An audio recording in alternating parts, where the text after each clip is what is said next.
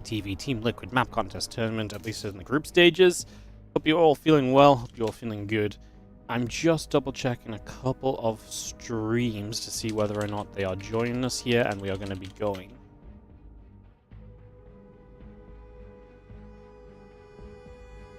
Give me one sec.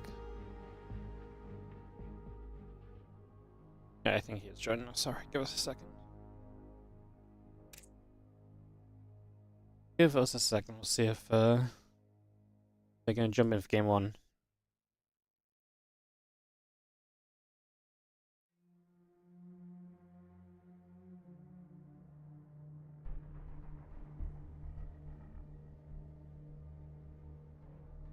All right. Let's get into it, guys. We're actually gonna go straight away. Ready, GLHF. PvP is ready. One caster didn't join, but we are already late, so we're just gonna get to it. We're going to a map we've not seen before. Our first match of the day. Oh, we've got a little puppy here as well. She's got to say hi. Hello, Ellie. Hi.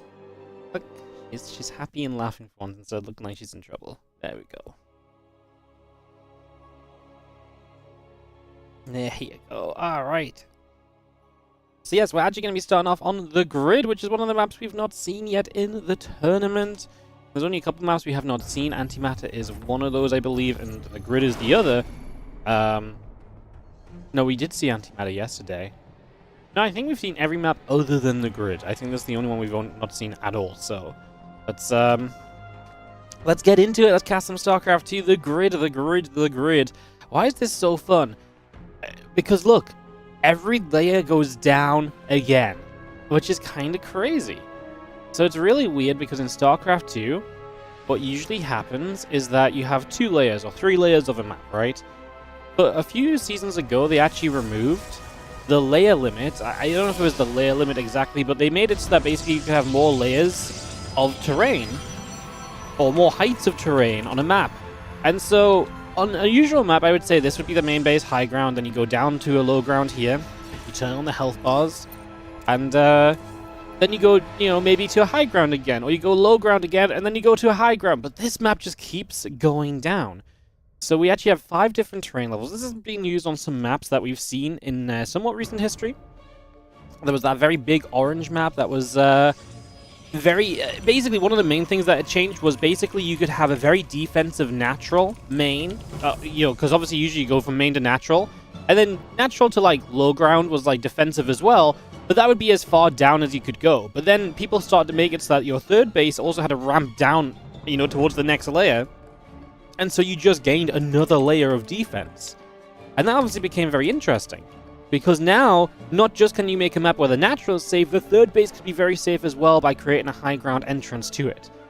And so, it definitely created some maps that had those changes and had that kind of impact to it. So, super interesting change at the time. And yeah, and this is it being used in a very different way, because I feel like the way most people used it was they made very macro maps with it. They were like, okay, cool, I can make my main, natural, and third all have, ramps up into them. So it creates super defendable 3-base setups or 4-base setups even in a very, easy manner and a different manner to what we'd seen in the past. Now, we're seeing this map being used here, which I don't think this is in the same vein at all, actually. Because this is very, it's got a different vibe to it for sure. Where this third base is actually on, flat ground. The natural is on flat ground, a ramp a bit further away. So it doesn't kind of create super defendable bases, but it still continues to just go downwards. So the further down you go and take bases, the more we're going to see ups and downs. I don't actually know what that actually means. Like, that's something I'm not 100% sure about in terms of how that's going to pan out, or what that, like I say, what that necessarily means, how it's going to work, etc., etc. But I do know it's a bit different, and I actually kind of like it being used in this way. Because, like I say, in the past, it feels like it was always used to make very defendable maps. I'm not sure if the grid is necessarily super defendable, so yeah, this is the one map we've not seen so far, so we're excited to get into it and see a little bit of what's up as well.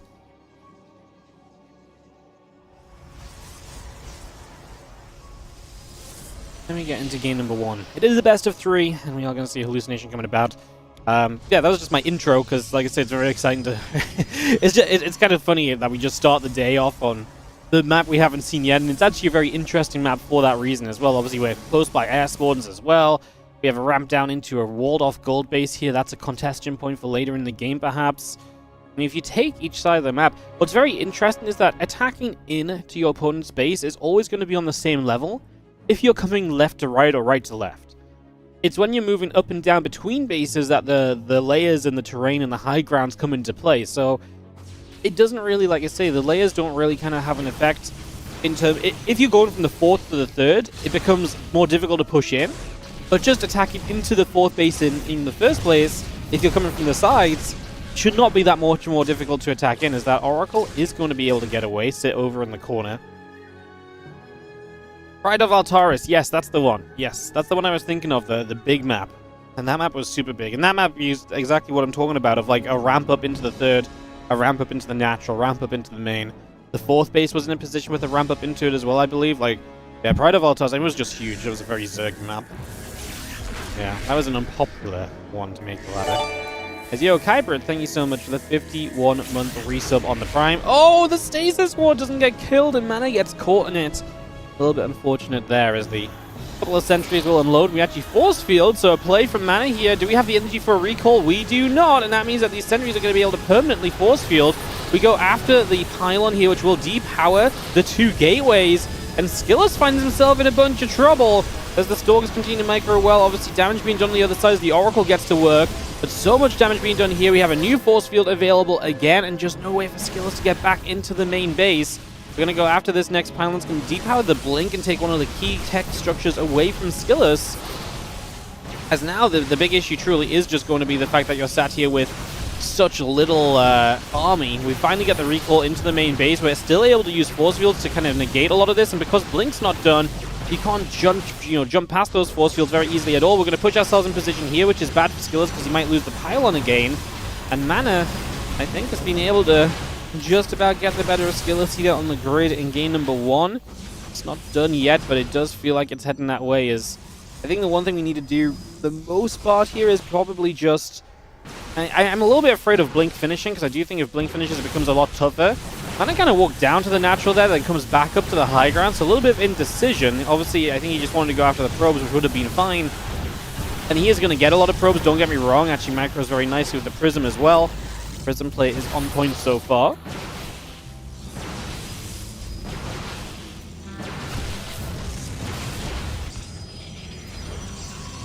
Oracle flies in, just going to be ready to drop some harassment there in the main base perhaps, but nothing just yet. As, yeah, 16 probes died from Skills. He's down in 9 workers against the 34. This ward might be sizable, but Mana is still up 24 workers in total, obviously, right? Which is going to be a big deal. And that is going to be Mana able to net himself a game 1 victory. Well, I was very excited to talk about the grid. Hoping we see it a few more times, because obviously that was not quite the the first showing of it that we wanted to see necessarily. As we're going to be going to Incorporeal for map number 2. I'll get that ready to go in a few seconds. Alright, let's get that set up, guys.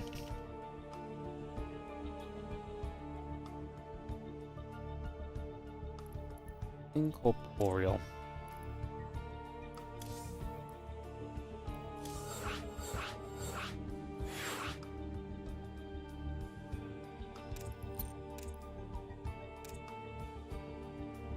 Are we okay on ads? Yeah, we're okay on ads. Perfect. I dragged both the players into the player slots and neither of them ended up there. That's impressive. 7 casters already in GLHF, and we can get ready for our game number 2.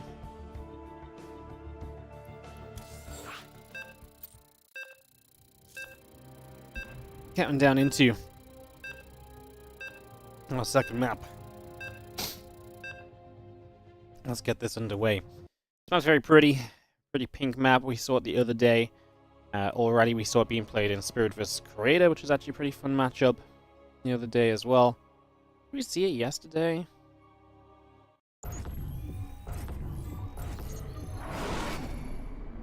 Don't feel like we did.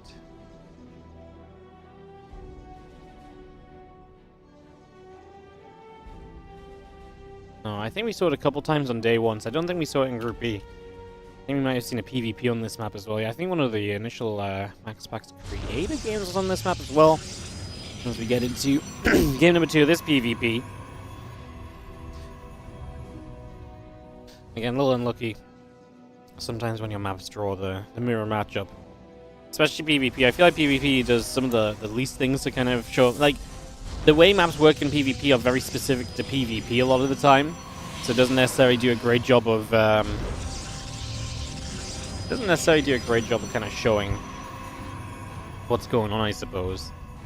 As we get our gateways coming up, the assimilers coming in, and we get set to rumble here for game number 2 of this best of 3.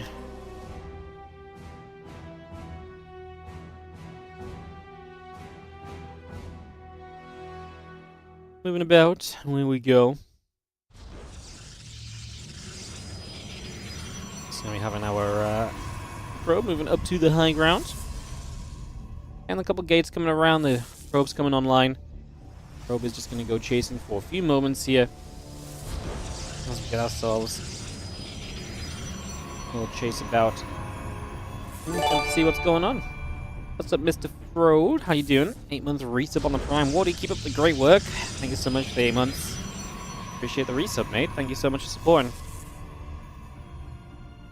Thank you, thank you, thank you.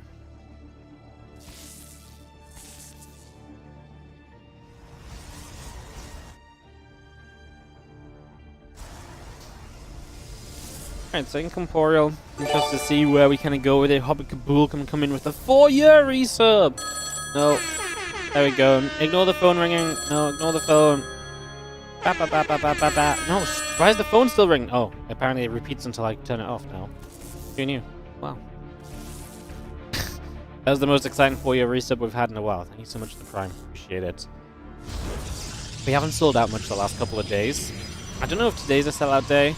I think the weekend might be a hard sellout weekend. Got the sub count back up. We got some WardiTV tournaments on the go. Gotta get some stuff going.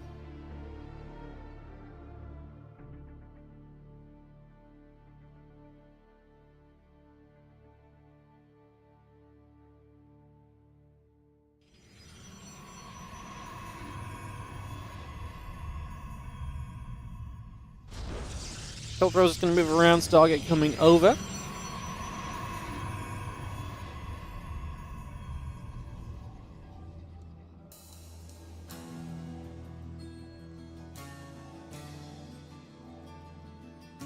We're seeing the hallucination moving across the other side.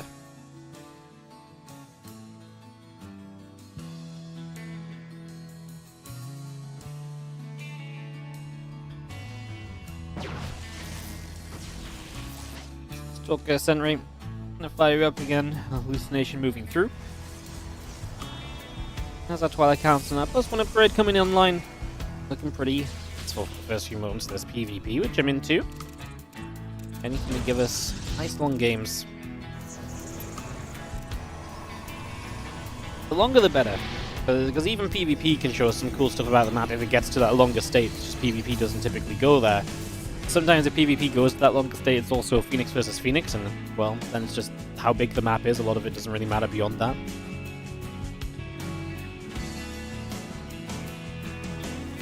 Fascinating Glaives, the choice on the Twilight Council currently, as that is obviously quite aggressive then from mana, as he sets up here in this game number 2.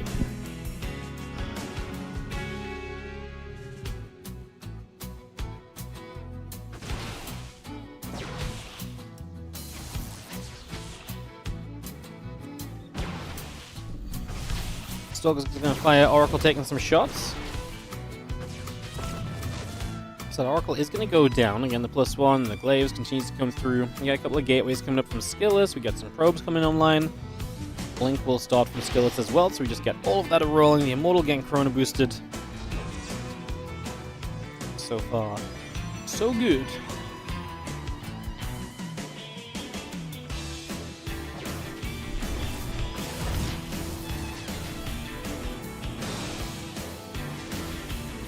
Is going to actually be able to hit that Oracle for a while, did not get right to the corner for a few moments there, and we do have our first 2 Adepts looking to get harassing with the Warp Prism. Immortal's building up, +1 done soon.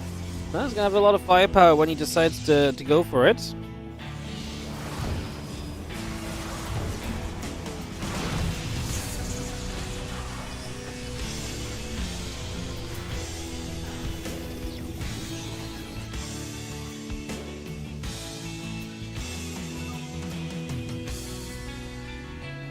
More going to be popping now. We get 3 workers already. Not a bad start. Fast third base from Skillous is not exactly what you want to be doing when you get set to commit here. On mana, I mean, Skillous is basically saying, cool, I'm going to invest into things that will not help me stay alive.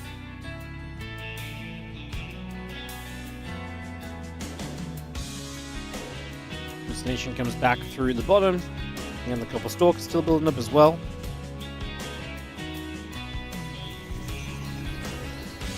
This nation still flying about over that right-hand side. Quite a few units in the center going to be coming through as well.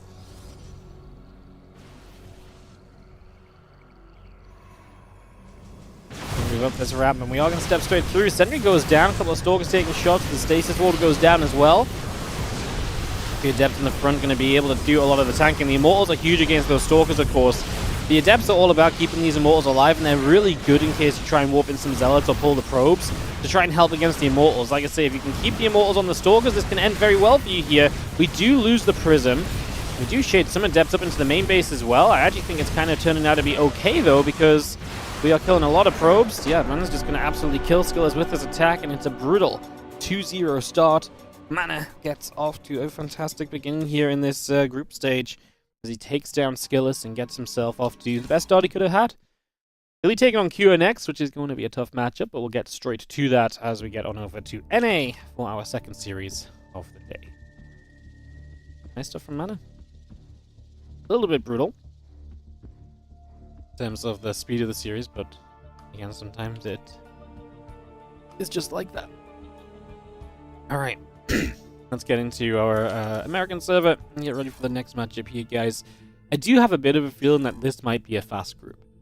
Like, I look at this group and I'm like, oof, this could be a bit of a longer one, you know? So we will see.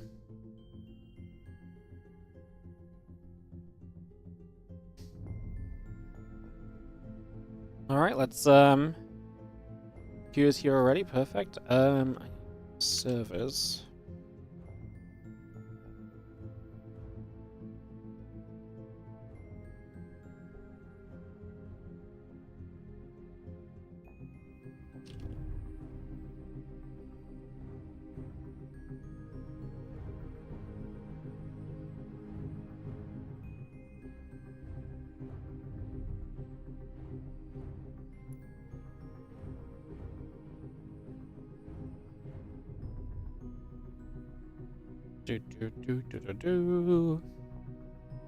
I gotta run some ads and stuff, guys, but otherwise we're on track. How are we all doing today? How's everyone feeling?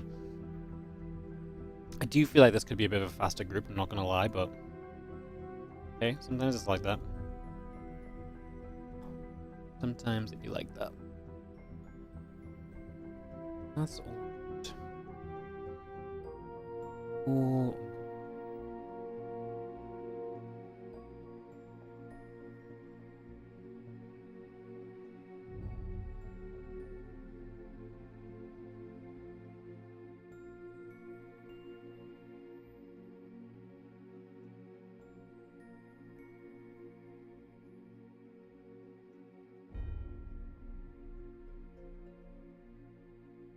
Man, again, Vito. Last Fantasy.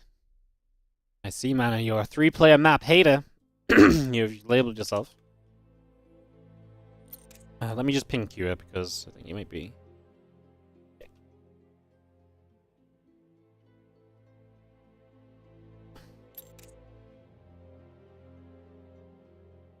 There he is. He's back. Q instantly vetoes the grid. Why does no one like the grid, man? Why does no one like the grid?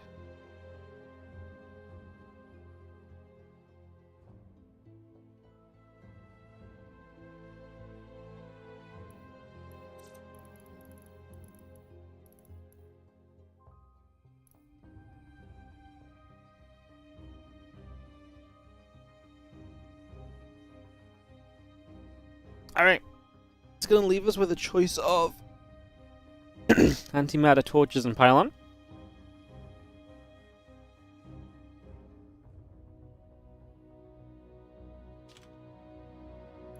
I'm going to be starting up on pylon.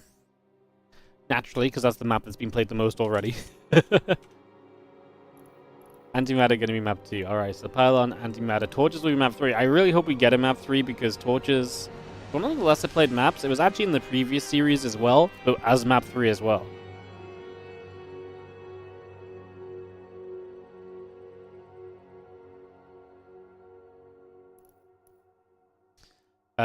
Pylon.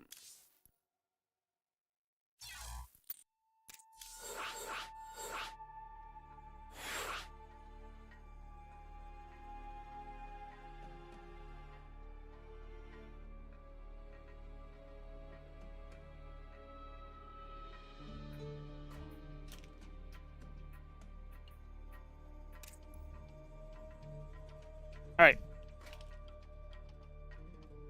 Just getting everything hosted up, guys. Just be a moment. Sorry, obviously, with different maps and stuff, there's just a little bit more thought going into the hosting.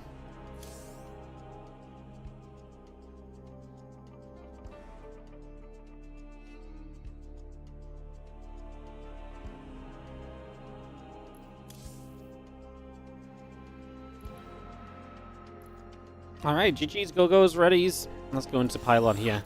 Mana versus Cure, game number 1 of our second best of 3 today. All the Fiant games, by the way, just to be clear as well, I didn't mention this just yet, but all the Fiant games will be played after the initial matches. Fiant has school today, and so he'll be playing his matches from replays. They were played last night instead, so they're just from last night. They're replays simply for the fact that he said he didn't want to skip school just to play some StarCraft, and I was like, well, you know, the proper person in me says, oh, good prioritizing of your life. The rest of me said, the best reason to skip school is for StarCraft, what are you on about? But no, so Fiant is going to be playing from replays. Like you say, the games were just last night, but that's why all of his are going to be in a row at the end. Top left-hand corner of the map, our Blue Terran player to kick off this best of 3 is going to be Cure. This is really the Team Liquid group as well. That's Team Liquid's Cure, Team Liquid's Mana, Team Liquid's Skillous, and then Fiant.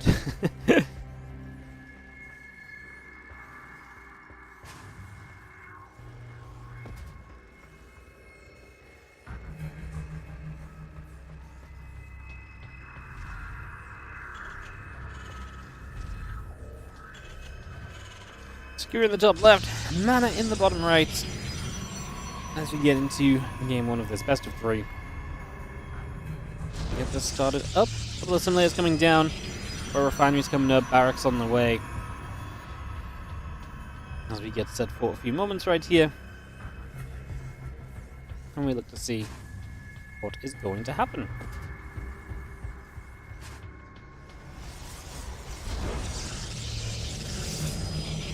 So we got the pylon going. Again, the gate, the racks. All coming through, the SCV and the probe coming up as well. Just going to get all of that underway. And once we get this racks finished up here in a few moments' time, drop down a reactor to it. And the cybernetics core coming up from Mana at the same time as we bring that straight on through.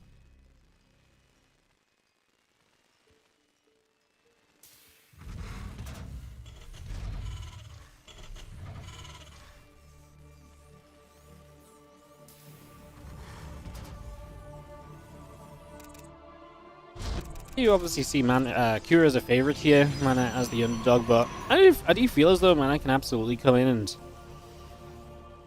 and be a guy to, like... I feel like Mana has some upset potential. I feel like Mana's got really good at, like, taking a map against a lot of his opponents. I always feel like that's where Mana is sometimes at his absolute best. As the command center goes down, a couple of Reapers coming through, factory about to finish up. Get all of that underway.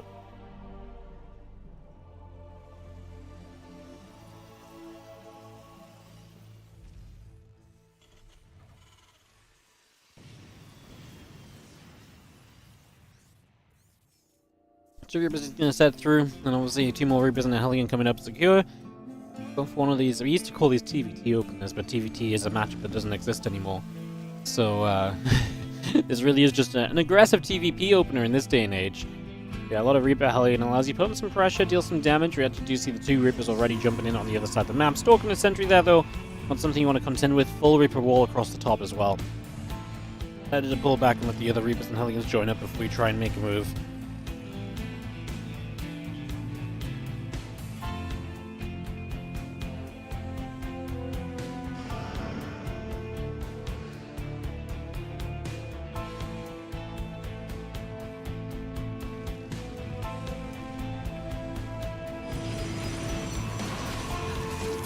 Stalkers in the center, he's going to push back, the Hellions gather up.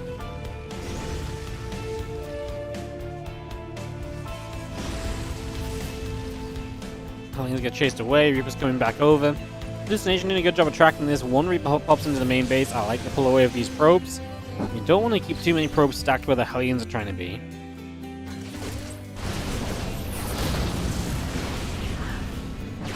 Warzone as well helps you trap one Hellion. It's like a defense early in the game. The Reaper goes down without too much cause for concern in the main base of mana, and he's just hunting down his other units. And looks like he's got the confidence to step on the map. There's nothing else really coming his way in terms of like harassment until this medevac. So being on the map right now is fine. If you're heavily out of position when this medevac hits, though, that might become a little bit more of a problem. That might be something we've got to stop and talk about. So we do see our medevac coming across. The couple Stalkers is going to be there. Reaper Hellion getting poked away and prodded. Again, that blink coming up. Prism on the way through. A couple pylons coming about. The Stalker's going to get there and again chase the medevac back for a few more moments.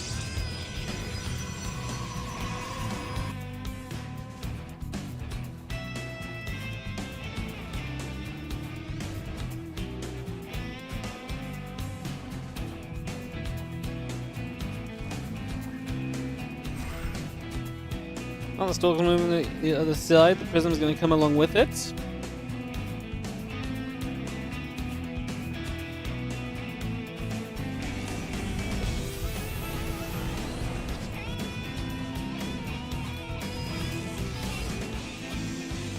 Medevac tries to come back down the right side. Going to take the Watchtower with the Widow Mine. The Stalkers are ready to start striking as well. Definitely a bit of blink in there. Position available over here, although the tank's in a pretty good spot as well. Covers the majority of this area. We try for the Raven. We're going to have to micro back. Yeah, the tank covers a lot of this area. The few Stalkers on the edge are just about able to survive here. We blink away. It's going to be okay in the end. I find it funny when the tank is on a tilt because of the decoration on the ground. Tank's like, I'm just feeling a bit wobbly today. Just feeling a bit wobbly.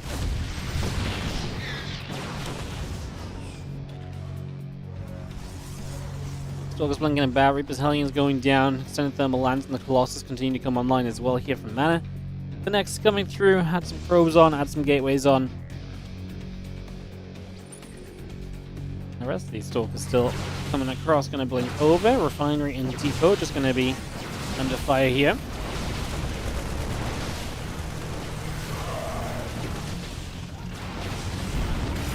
This is that one Stalker on the bottom. I feel like that's an unlucky target for the tank to pick, but I think it was the only one in range when the tank actually shot.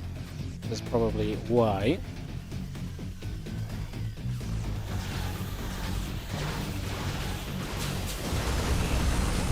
To see how Raven going to come about. The Marine's going to come across Marauder as well. The couple Stalkers is going to get picked back up and chased away.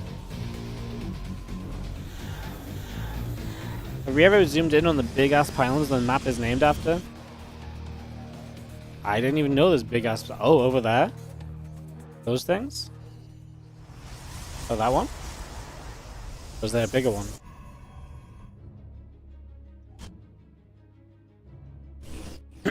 I have not... It's very hard to zoom in on them, though. I can appreciate being called a big-ass pylon, though. Is this what powers the Protoss? What if you're in a TVP and you just attack this pylon? Does the entire Protoss main base get blown up? Can you imagine? That'd be great. Great, well, not for Protoss, but, you know, for the sake of confusion and not knowing what the hell's going on in a game, it'd be pretty great for about 10 seconds before we actually wanted to watch a real game of StarCraft.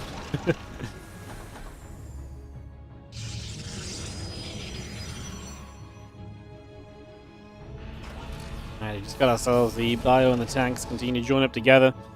Continue to settle down for the moment.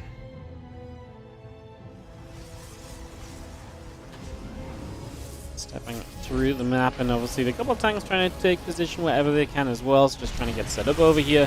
Colossus taking some shots. There's a nice little anti-armor missile on the Colossus. She's going to use the Raven Energy on that rather than a Matrix, as we are going to drop auto turrets as well. This base is going down. Mana has not been aggressive enough on kind of pushing into this because he's afraid that he's only got the Colossus. All of his units are on the top of the map as well. This massive warping of Zealots is going to hit the natural, and there's not a lot of units here to deal with this. I think Mana should start walking across map right now with everything else, though. Like, rebuilding the third doesn't seem great to me. Getting across the map with 3 Colossus while there's minimal anti-air against the Colossus feels like something that could at least potentially be kind of interesting, though, right?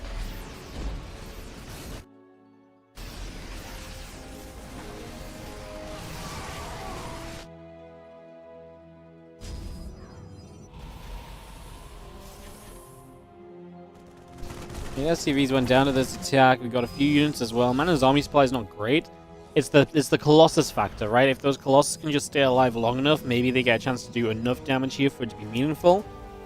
It's not the most likely circumstance. It's definitely not an ideal situation right now, but there's pretty much the only chance he really got is Mana. You've just got to pull the trigger and try and go for this a little bit. So let's see what he can do as he steps up toward the top. We actually get rid of 2 Vikings on the loose right there. Archon's obviously pretty good tanks as well at the moment. Ghost Academy not yet done. Archons are fantastic at tanking. Anti-armor missile doesn't hit that much. This is exactly where the Colossus can do pretty well for themselves. We micro backwards. One of the Colossus, the fake Colossus, has actually tanked a good amount of damage as well, which is exactly, again, what you want to be seeing out of your units right now. I think there's a lot to be happy with here in the first little attempt in.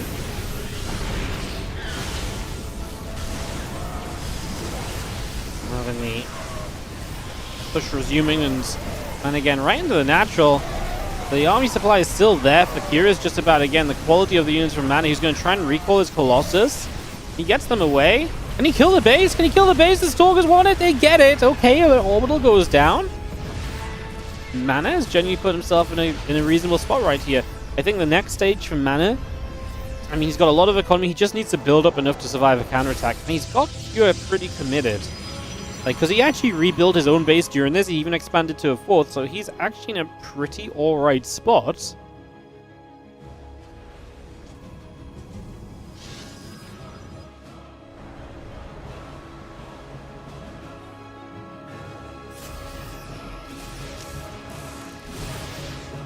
I'm going to run in. I mean, this 4th base is always going to be one of the ones in the most danger for the most part. Just going to be seeing the Bio getting there. The Nexus goes down. A few probes go down along with it as well.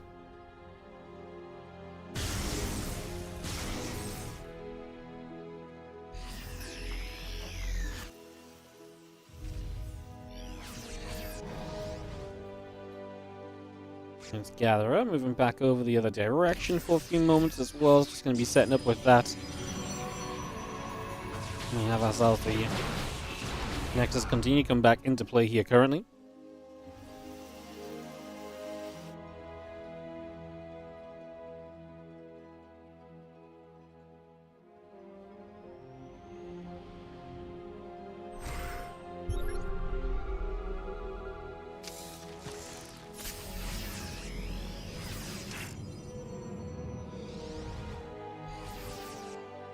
Gathers, Medivacs join up.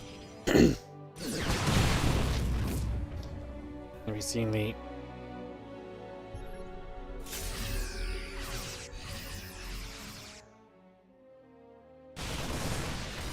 Stalker's coming back over. Bio gonna get there. Stalker's taking a lot of damage actually, so unfortunately for Mana, gonna lose quite a few of those. It's a nice catch from Q. Able to do very well for himself in terms of getting back on in there. That's gonna be a nice little capture point for a few moments.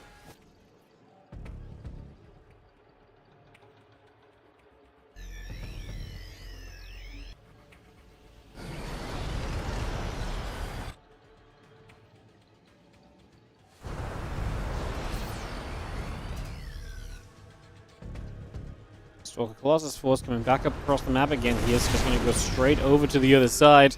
Wants to try and get in position, wants to try and make stuff happen. And we are seeing if that is at all possible as we continue this journey across and upwards.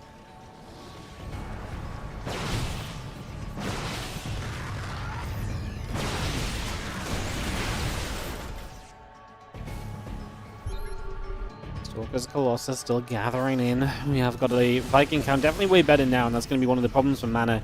is actually having a, Q having a way to fight against those Colossus properly is going to make life a whole lot tougher for him. So yeah, it's definitely going to be one of the challenges here coming up. Sooner rather than later, unfortunately, like I say, for Mana's point of view. Might be a little tough for him.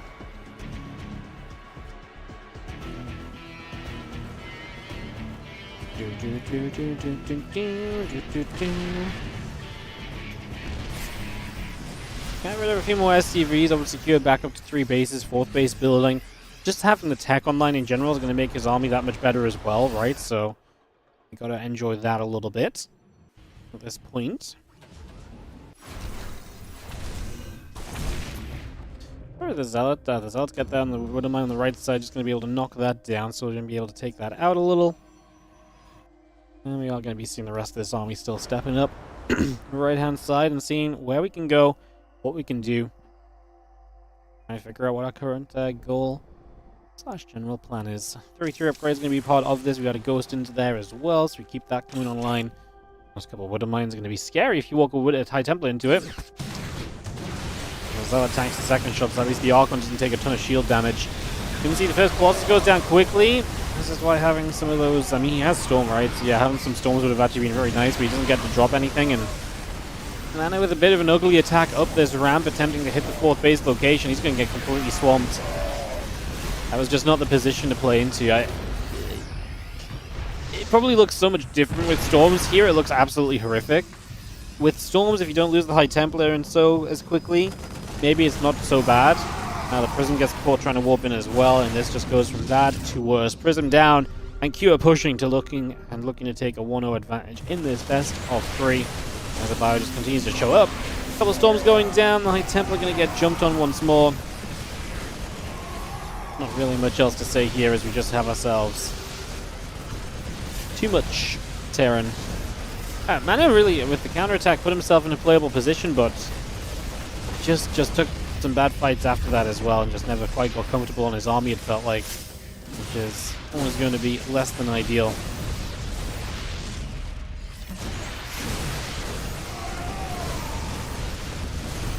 Fire continues to chase through. I mean, we are watching just an army that is not really going to recover at all. There's not much else to say on this one. This one is very much so looking to be done as Mana. He'll try and fight it out as far as he possibly can. He's not someone that gives up easily, that's for sure. But this is going to be just too much, and Kira is going to be able to take the first game of this best of 3. So Kira gets off to a 1-0 start in the series. Yeah, we actually got quite a game on pylon in the end. I thought this was going to end up being a pretty fast one, but we actually got a little bit more back and forth to it. So is going to drop down a map, and we're going to go to Antimatter for our second map, which is one of our less played maps in the tournament so far. Let's see what we get.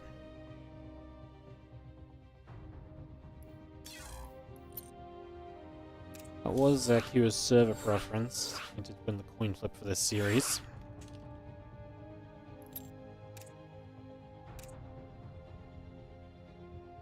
Up our lobby link, we'll take a sec, we'll get into this, guys. And away we'll go.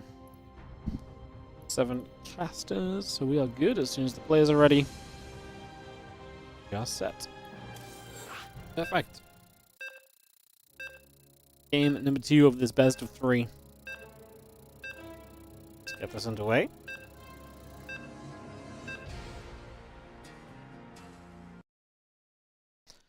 It is Antimatter that we are heading into.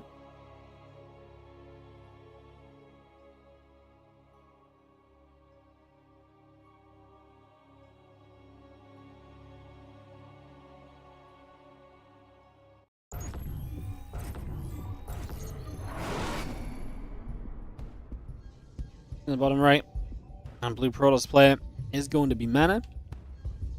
And in the top left, our red Terran is Cure here on Antimatter.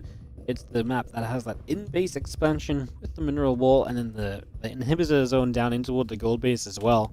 It's an interesting layout. It's definitely one of those. It's one of those layouts that's definitely very has potential to deliver some intrigue. I guess is a good way to say it.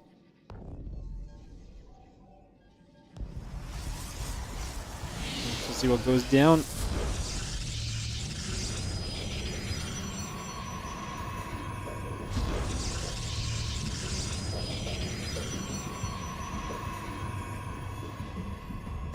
Similar's coming up. Nexus chrono boosting.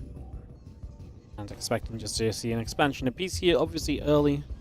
Maybe we can see a mix-up, maybe we'll see something a little different. Waiting to see.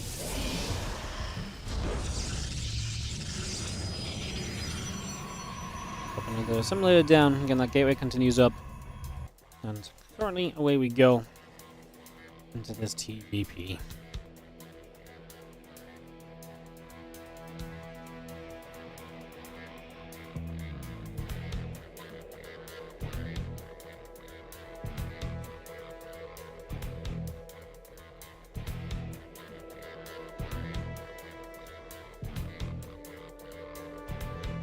Probe is going to continue to wander for moments. Again, just having a little look to see what's up, what's around, see if anything in particular exciting is happening.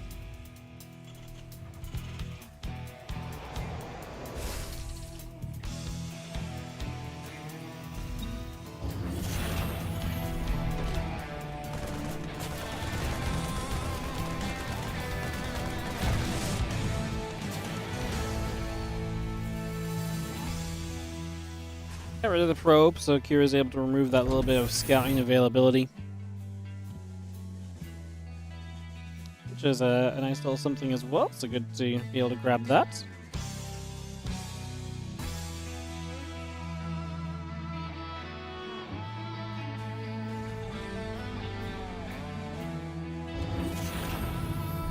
Factory swap's over. I'm going to get to the reactor for a few moments. Obviously that's going to give us an idea of where Q wants to go. He does take the in-base, as does Mana.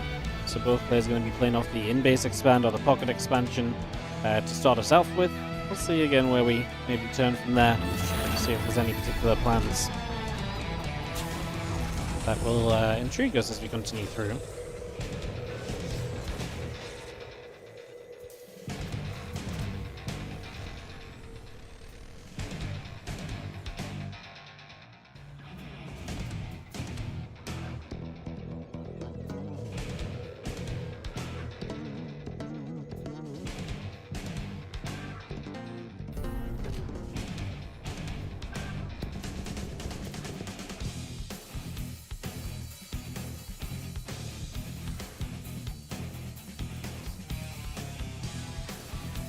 Well, Hellions just lingering out the front, so I'd love to see if they can get up to much, typically. If they can find a way in, they can obviously always threaten for a good bit of damage, so looking to see if that's a possibility or so here.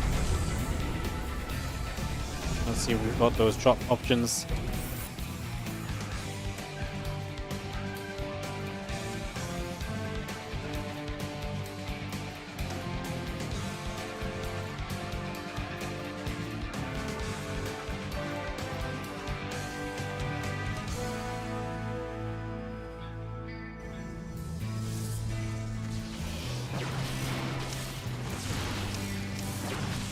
Wonderbine's going to try and aim. It's going to be firing up onto the probes there, so a little bit more being done. Stalker's going to be able to play cleanup, but his 4 probes going down, so the damage is definitely there. Definitely he'll deliver a bit of a punch so far. Put a mine in the back. He's going to get under and repoed a couple of times, just trying to play around best we can for a couple of moments. Get a few probes continuing up as well.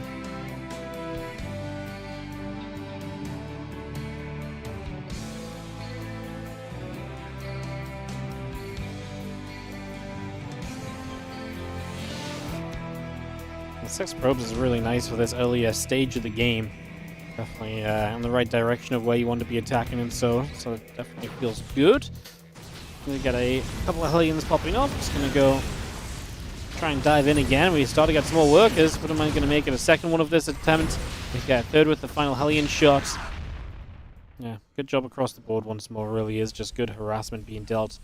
IQ taking control of this game, putting himself into some good positions, giving himself some good opportunities so far.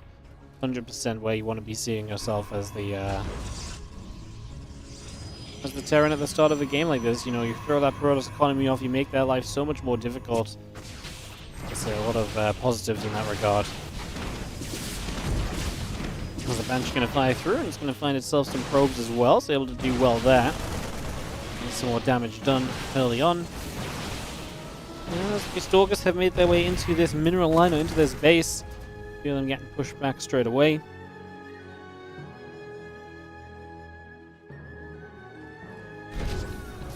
Still just damage being taken by Mana, though. He's the one that's constantly losing probes, constantly having units unfortunately fall away so far. It's Curious up 1-0, sorry.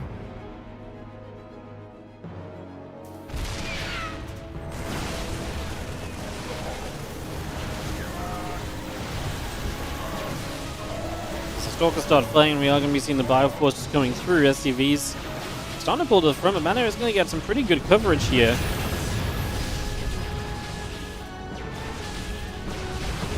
Tank's quite far back. I would have expected the tank to have been a little further forward, as you will see the reactor going to get taken down here as well. It's just going to be aiming for this. It says pretty good damage being done so far. Just now have our Stalkers blinking back over to the corner again for a few moments here, trying to keep themselves as safe as possible.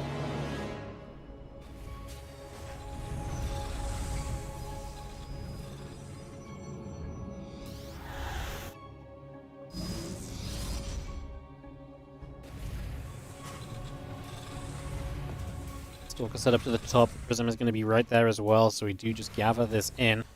Potential to go jumping across into the main base, and in we go. A couple of SCVs going to be taking some shots.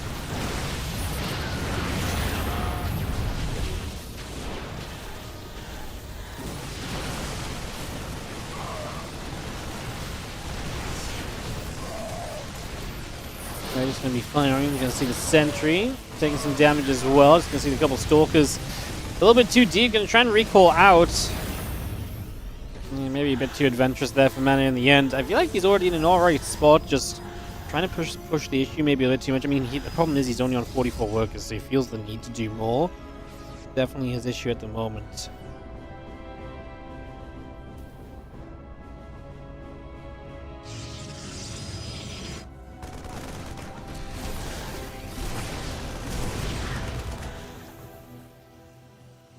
Prism continuing about.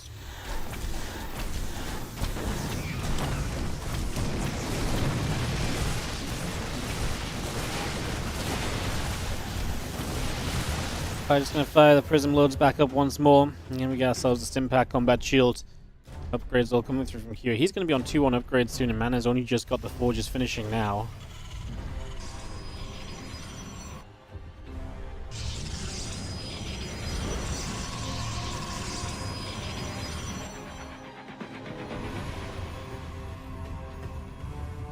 And if I boost down, I'm going to get into the back of this mineral line.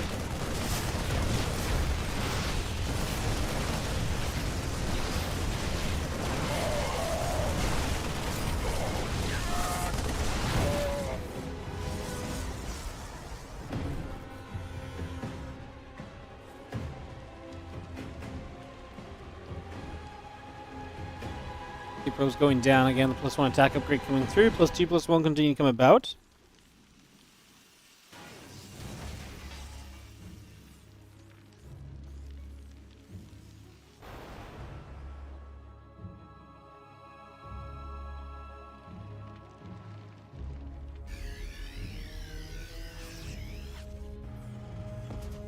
T1 upgrades, ship weapons, like I say, the upgrades are going to be a major difference. Feels though Mana's going to be trailing on that for quite a bit of time here.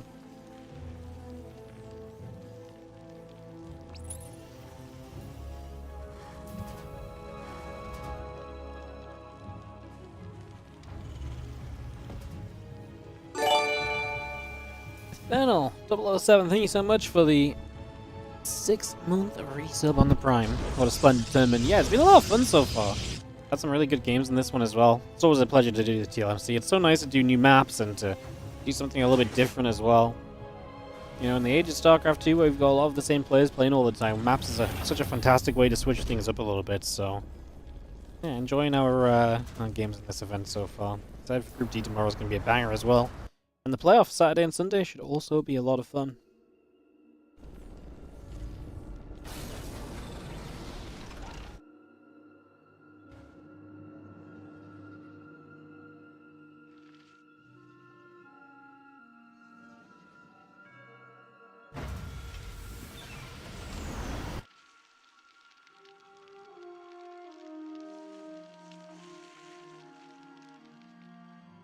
Great drive. Just going to be finishing up in a few moments, get that Prism speed. And still alive in this game. I feel like he had a bad start with the damage taken, and then he lost quite a few units trying to put work in himself.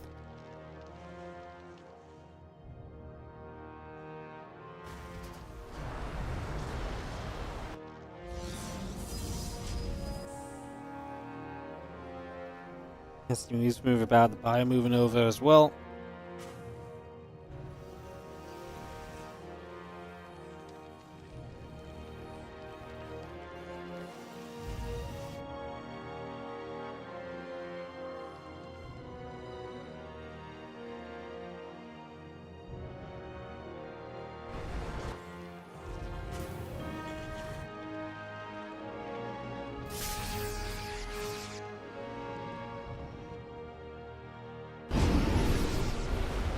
Vex load up, it's going to come across. We are going to get ready to unload as the jump across these minerals is going to give you access into this base. Mana has to recall some units across here. We have a maxed out army. Mana is playing with the disruptors though, which means that obviously positions like this is difficult for him to deal with because you can't disrupt a shot through the mineral lines. So it's going to charge in on the other side. Bunker and Bio taking some hits.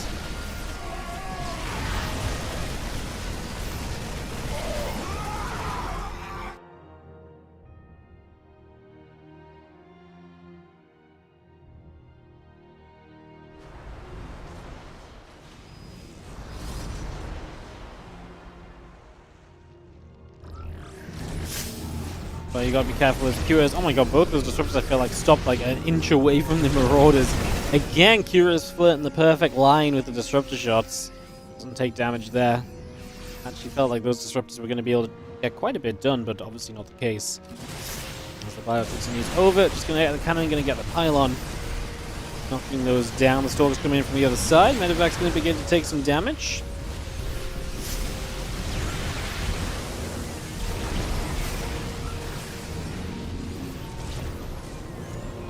Next is going to get put back in place.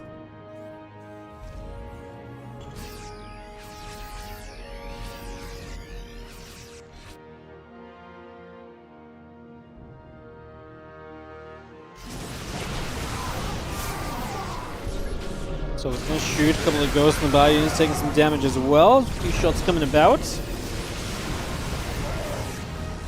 another couple of disruptor shots trying to come over one more time.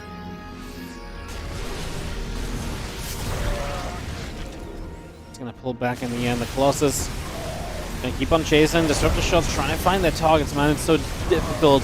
He kind of brought some of his units forward, the rest back. We are gonna get the cleanup here. Vikings should be able to turn for that Colossus if they want it. Stalker's trying to capitalize and get a few more shots towards the end as well. So far, both players not bothering with the side gold base. Again, they talked about it yesterday, but the distance or the time it takes to walk through a slow zone is so rough. Having to walk through slow zones to kind of get between our bases seems pretty miserable. So I think it's definitely a base that, at least for now, is not surprising to see ignored. It's a difficult adjustment to make, figuring out how easy it is to kind of get there and play defense versus just, I mean, you have other good base options across the top, right? I actually think it's a cool way to try and balance a gold base out. Like, it is truly a risk versus reward. It's going to be so much riskier to try and defend that, but the reward is a gold base, right? So, yeah.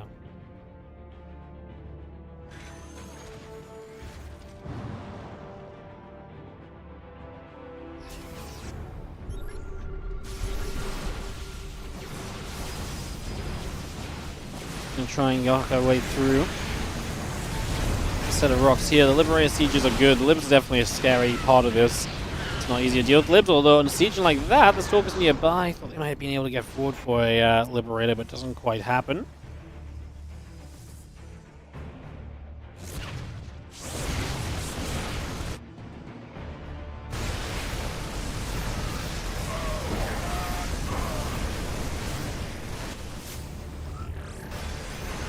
So Libera's coming in aggressively on the other side is going to be an issue, and it's not easy to get onto the other side of those. We've already kind of discovered.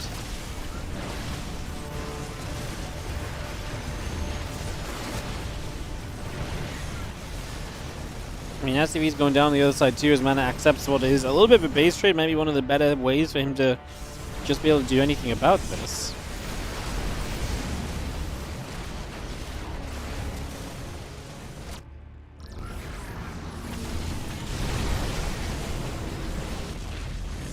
Shots coming through.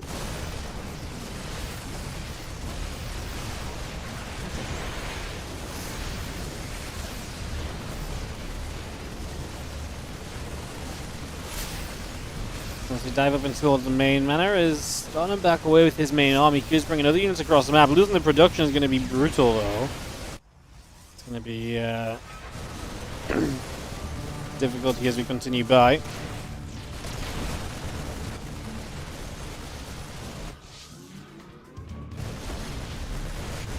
More shots coming about. Just going to be seeing a few hits coming over.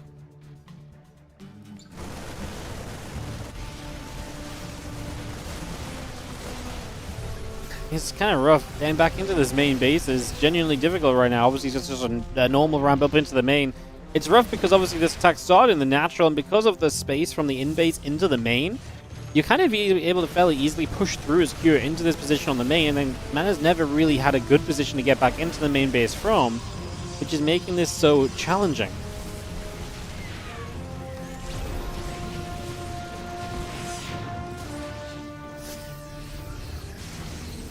The Disruptor Shot tries to fire, doesn't quite go down. The Stalkers will step up. A couple of those libs will begin to go down right away there, so they're going to be dropped. We got ourselves the medevac taken out as well. I mean, the thing is, this is just the main base army, never mind everything else in the low ground. And that's where the issue is definitely starting to come about from here. Stalkers chasing still, a couple more of those medevacs dropping. The Liberators getting sieged up.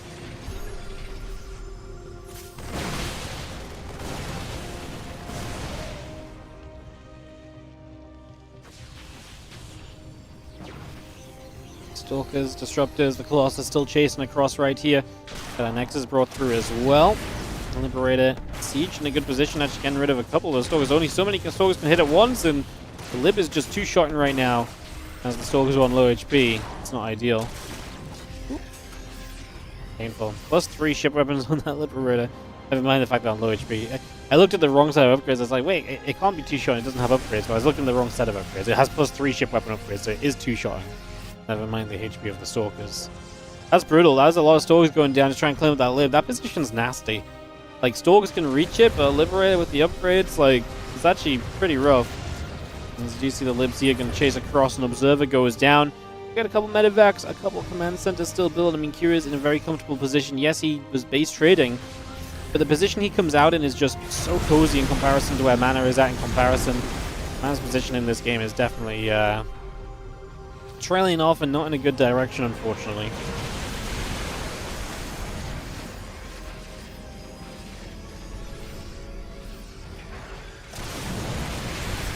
Liberator sieging, Disruptors and Stalkers getting chased the other side.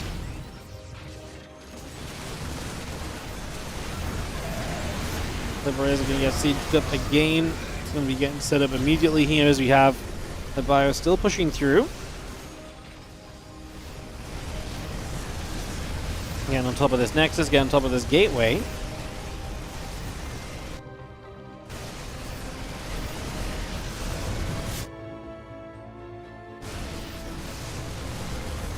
You got a couple of those pylons, the Probe's going down still. Army on the other side from Mana going to go pushing in. He's just got a base trade again, but he's down 50 army supply already, which is really not ideal. It's really not great.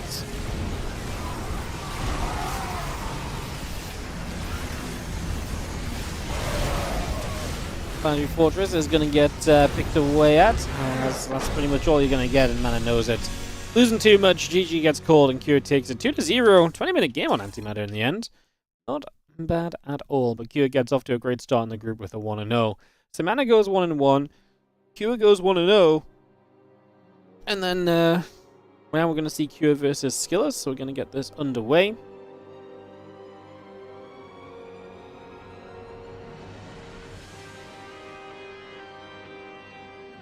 Perfect. Alright, we'll get that set up. Unfortunately, no game 3 for us here, so good Torches gets missed out on twice. It's in the next map pool as well. Surely Novita. Surely just gets picked. Believe.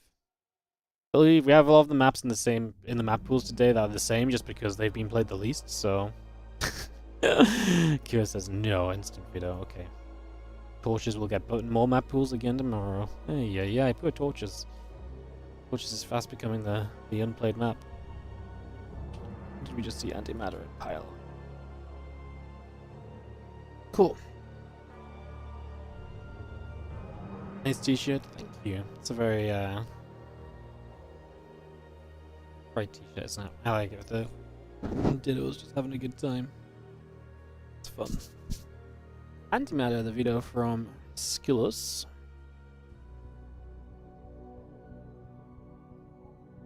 That leaves us with the grid. Salaginella. It's going to be map number 1. And Incorporeal. Let's see what map 2 will be picked as.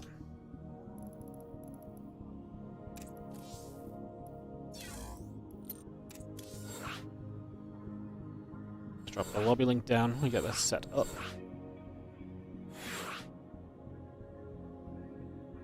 The grid is going to be second. Nice. The map where one of the maps that we'd seen the least coming into today is going to get its a little bit of love today, at least in the end. Nice. All right. Get everyone in here. We'll be off and away.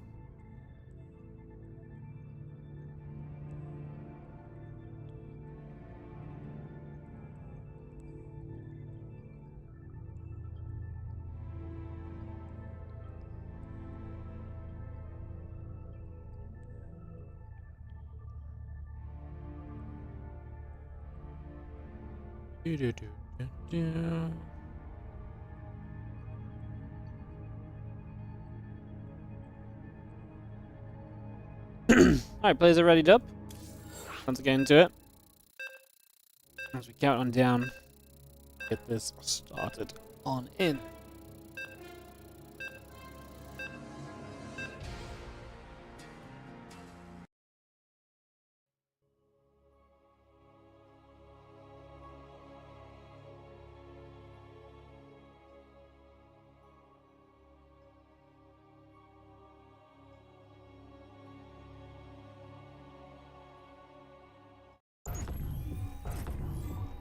In the top left-hand corner, I'm a Blue Terran player here. As we have another Team Liquid showdown. All the Liquid boys playing each other first here. It is going to be Cure. It's an important matchup for Skillous because he's down 0-1 in the group already. Kind of feels like he'll need a win here to have a shot of advancing through. So let's see what he can do. I feel like Skillous has been a little bit off lately, and I only say this because we've seen Skillous be so good recently, and we expect Skillous to be at such a high level. I just feel as though he's not quite been there the last couple times we've seen him.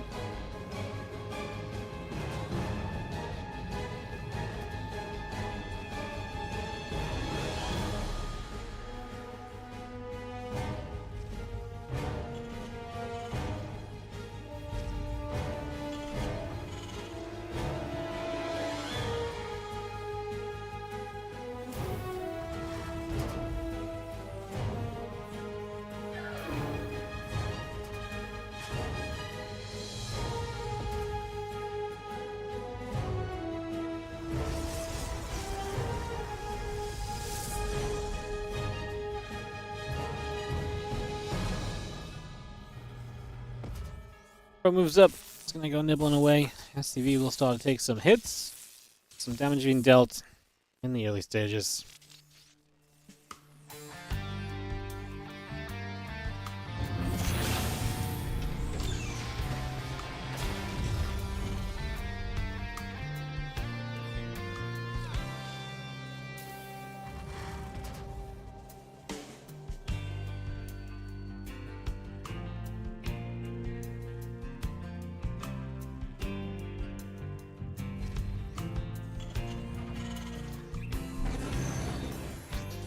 Recalling the probe to bring that back home. He looked fairly comfortable against Mana, but there's definitely some moments where it got a little bit troubling for him.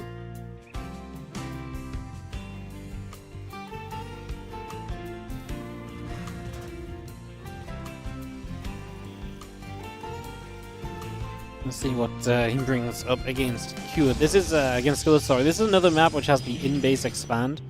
So you can expand in base, pocket expansion, free to take essentially, and both players will take immediate advantage of that. Why would you not, quite frankly?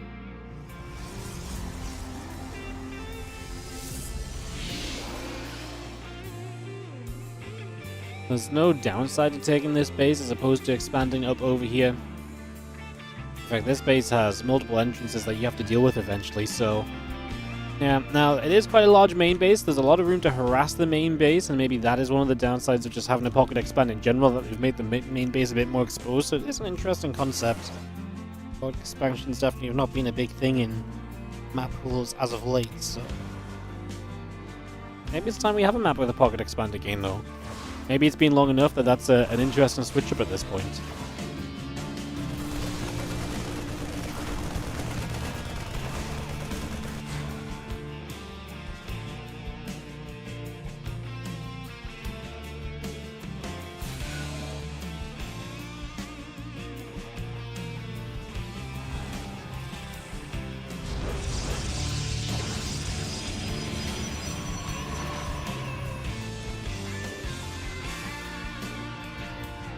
Then coming up, we'll get coming through. Just going to be seeing the extra gates coming about as well.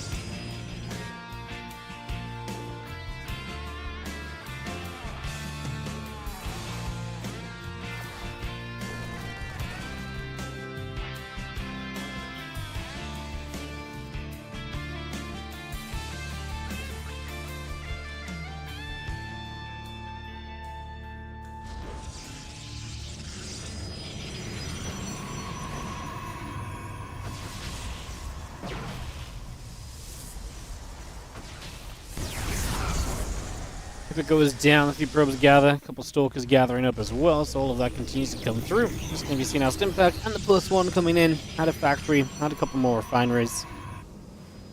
And that's where Q takes us to just nice fast into that sim, not too harassment focused before now. Just the triple racks to get us going. And hit eyes that double racks in the back as well. Again, this is such a huge main base. It's actually kind of wild how much space there is in here.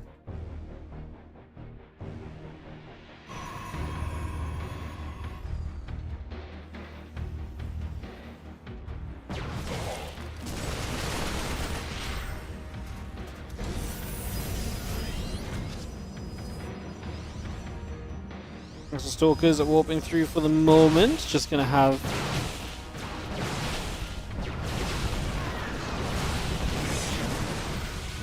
Stalkers continue to move up. Just going to be seeing the Marauder going down. A couple Marauders going down.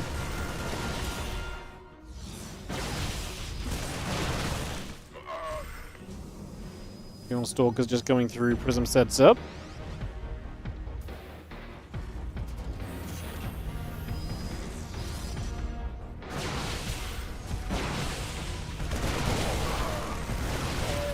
Stalkers still fighting away. Obviously, there's the problem with the 3 racks is that you are without the tech units to help you survive for a while. And Skillous powering up quite nicely right now. Reactor goes down. Barracks taking some big shots. Sure is continuing to come on through. Neon Violet has a pocket expansion. Neon Violet has a pocket third. It's not directly connected to the main, and it's also got less resources on it, so it's not... I mean, yes, but not quite the same. Last season we had 2 maps with pocket expansions, all maps had pocket expansions last season. When I say pocket expansion, I mean a base that's connected to the main, that is not... That is just normal. Dynasty? Yeah, but Dynasty was a gold-based mineral line post-youth. I forgot about post-youth, actually.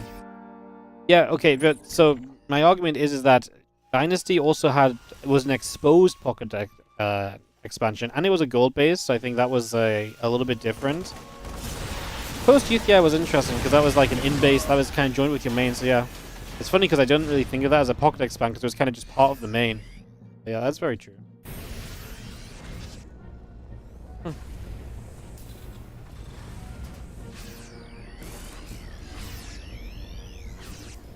I suppose you had the minerals leading into the natural. Like, this is the most standard pocket expand we've seen in a while, though, right? But it's just like, it's a normal base.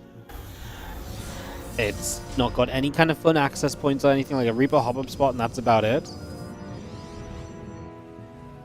It is funny, because I don't think I once called the gold base on Dynasty a pocket expand. That's so funny. But I mean, it is absolutely a pocket expand. Huh. That's wild. Never thought of it like that. A little bit of bio going to fight. We are going to be seeing the Stalkers and the Zealots coming back through. Trying to come on over to the sides here as you do see the bio going to stumble up again. A couple of Zealots going to start taking damage. Zealots going to jump onto the bio.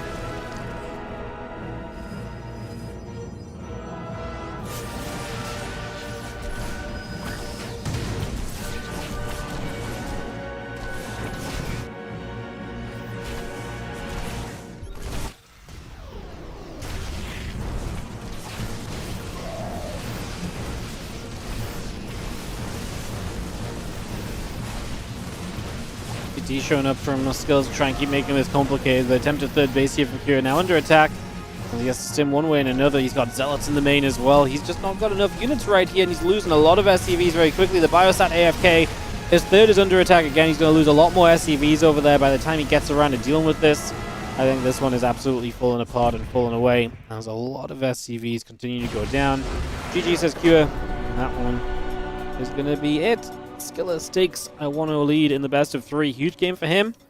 As like I say, this is him definitely in trouble in the group, so beating Kua would do a lot to right that problem.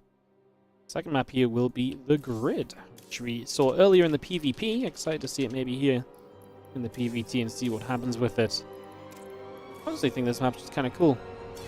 I don't think there's any reason for this map to be particularly overly scary or anything either. Like, I'm surprised so many people are vetoing this map. I'm not sure what the concern is that people are having, that they vetoed this one so much so far. But sometimes you just kind of look at the layout and you're like, oh, that's a bit of a weird vibe, and you just don't go for it. So, yeah, sometimes you ask this question, but it's kind of already overthinking it compared to what the players are thinking as we get ready for game number 2. Kyo did not really deal with that game very well at all. As Go gets called, and we are going to kick this off. Get this underway.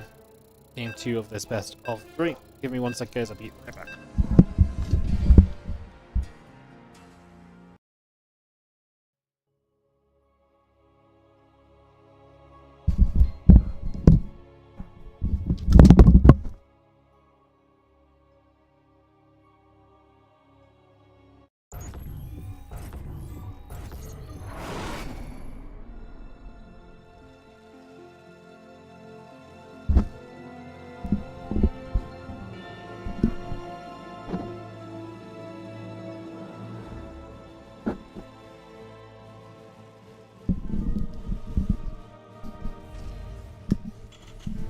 Alrighty, go guys, sorry for that.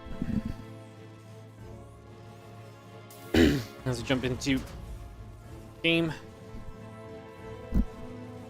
number 2 of this best of 3. Q in the top right is down a game against Skillous. And we're back onto the Grid, which is where we started the first matches today. Like I said at the time, I thought it was a very fun map, very interesting map, with all of its different layers, so we'll see how it pans out. Maybe we get a bit of a longer game, maybe we get to see some more of the map. That would be very cool.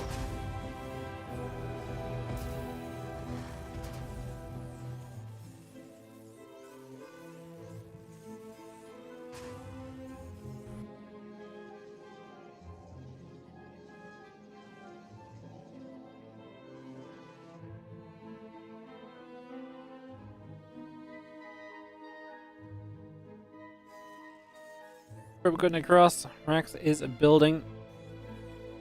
You've seen the probe heading through.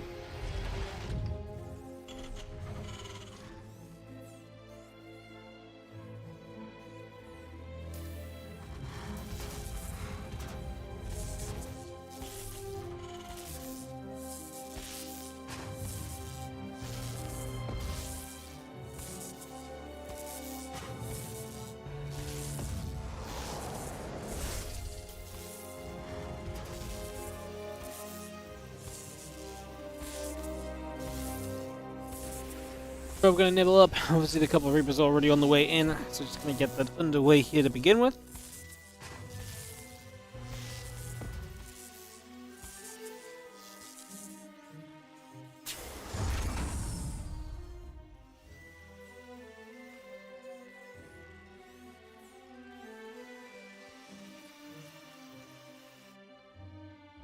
SUV just gonna be chilling, gonna drop that CC down. Skillous gonna drop a pause.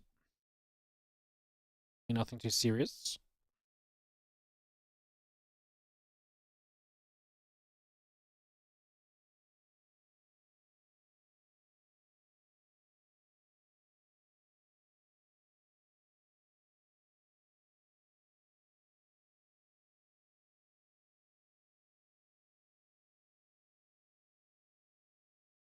So just take a few moments here, guys. Not sure what the issue is. Skillous hasn't said anything, which is obviously a little unusual.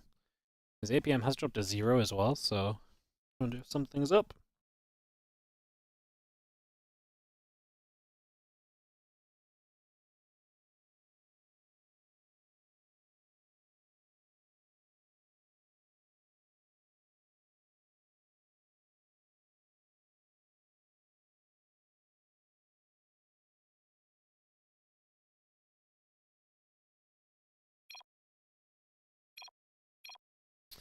Alright, looks as though we are good.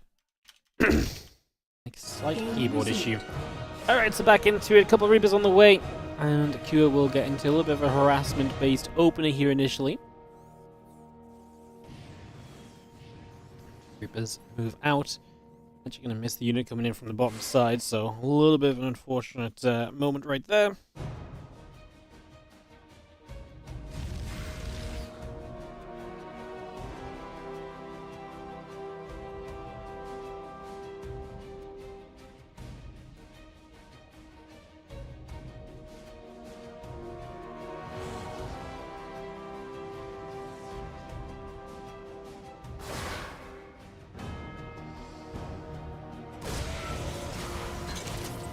Dep comes up, is going to go through. You actually get rid of a Reaper pretty quickly. 2 probes go down. Kira has potential for a lot more probes here. He has the line up. Does he get one more shot? He does. Oh my god, gets 6 workers. The last 2 shots got 2 workers each. Huge.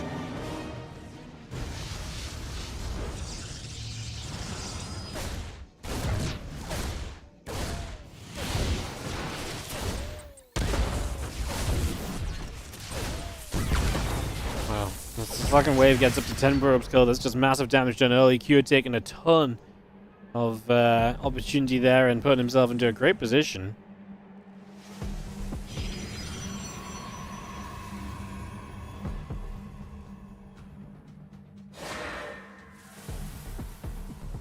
What Adepts come about, the Adepts will shade.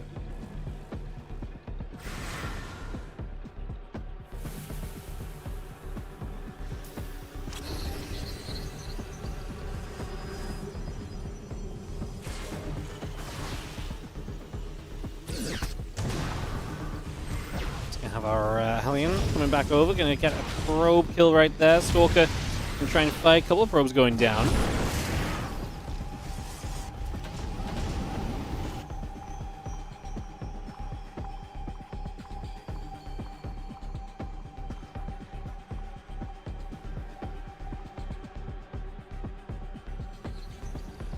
Man, just some brutal stuff. Skillous. It's not exactly what we want to see for the grid. The grid is having an unfortunate game so far, where it's very possible that this one ends early as well, and obviously that's not too ideal as the map earlier, or the game early on the grid also ended pretty early on.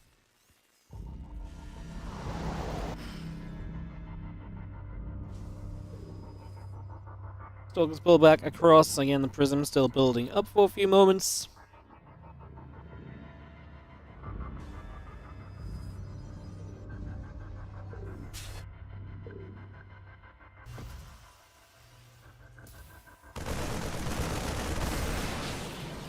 Stalker's going to get over. A couple of SCVs getting hit.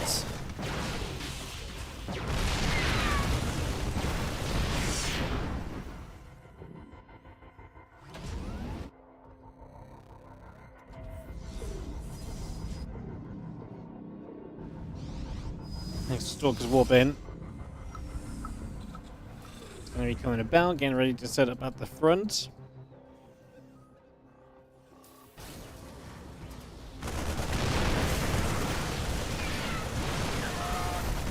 So it's going to get there. Bunker is close to going down. More probes going down to the auto turret. I mean, there's such a commitment from Skillous He needs so much right here. Down 15, 16 workers as a Protoss in this situation is really not ideal.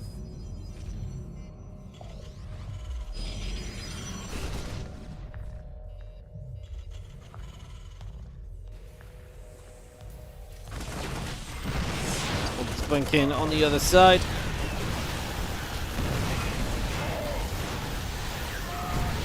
And we've seen 8 probes going down on the other side again. The harassment has just not stopped from Q all game long.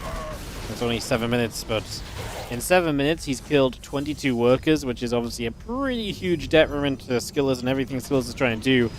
And Skillous is just not getting anywhere near enough done. This blink in means we're going to lose multiple Stalkers to tank shots. Prism just wasn't there soon enough to help, and Skillous will say GG. Q will take a game and tie this series up as Skillous just falls apart early. I mean, we get an extra map, but we also didn't exactly have the greatest of showing of the grid again, unfortunately.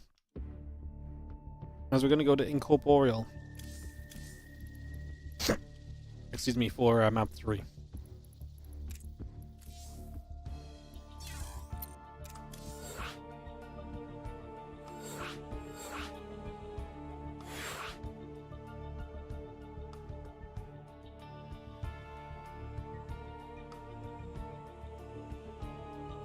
Alright. Let's start this up.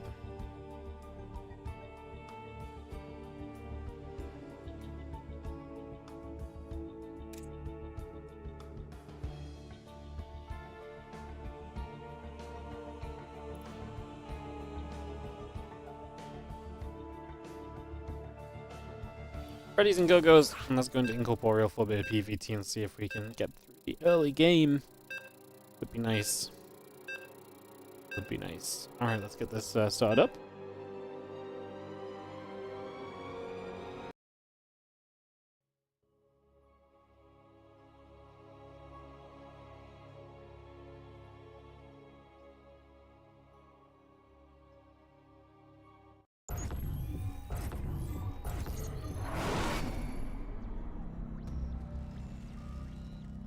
In the top left-hand corner, we're going to go into Game 3 with the blue Terran player. This is a Cure.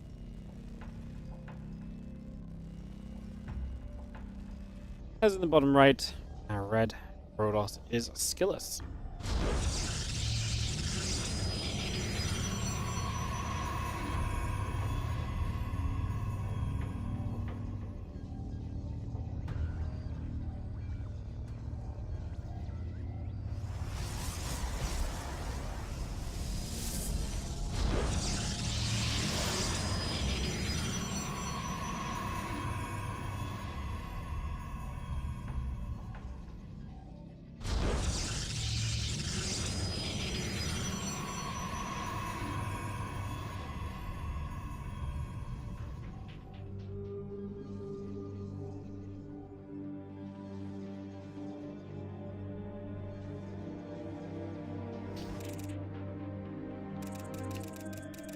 That gave us a great PvT the other day.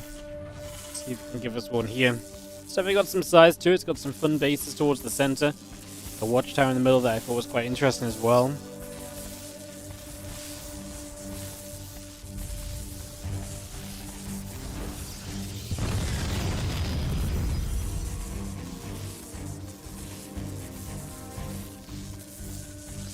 Chivro is going to get the engineering bay cancelled, so this doesn't really hold you up too long. Nexus is ready to go down, and Skillous will not be held up too much at all by the engineering bay block. So Kyo just trying to take some control early, but Skillous gets the spot on it and able to deal with that is a big deal.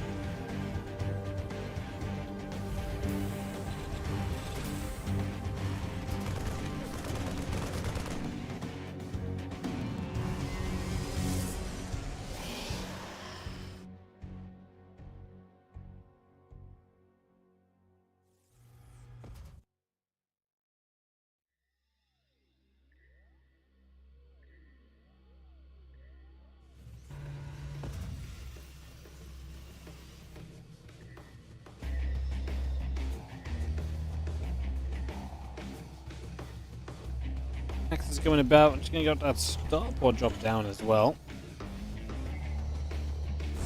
Get that underway. And a couple of Hellions coming through, starport coming up.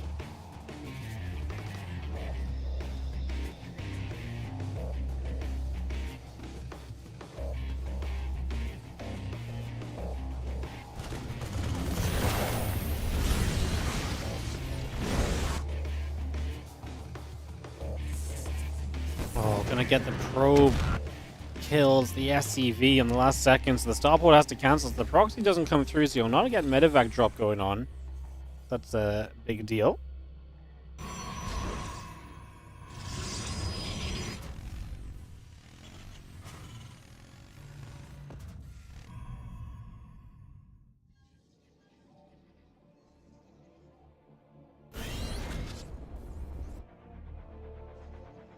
Means we'll still have to try and come across the map without a starport to aid them in their attempt.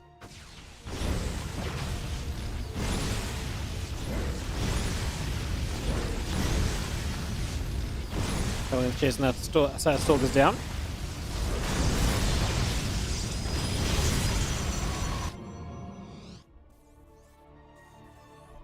Is he going to be finishing up? We get a couple Marines and the SCVs all gathering together.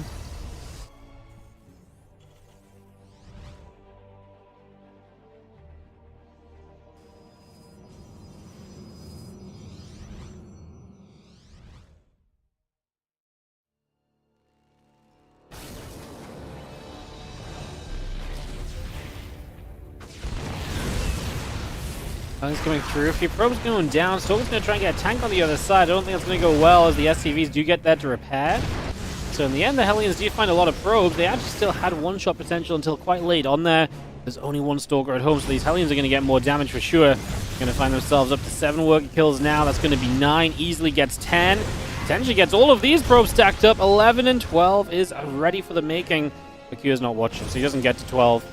He'll maybe try for it now, but I think he just missed the opportunity. But actually, he might still get 2 more. He gets to 13. Oh my god. Skillous is going to lose this series off the back of just losing workers to harassment. Fortunately.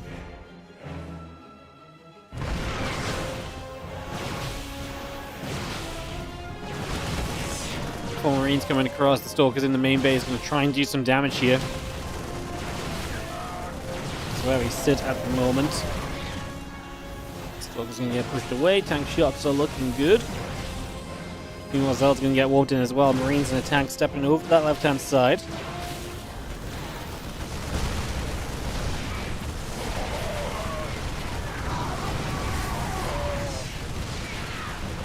These Stalkers are just battered and bruised, and Skillous is going to be losing out on them.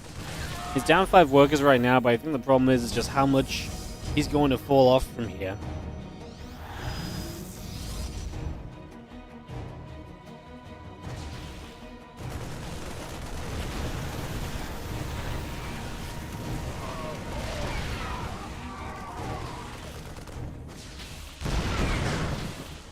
So he's going to shoot a couple SCVs, taking damage.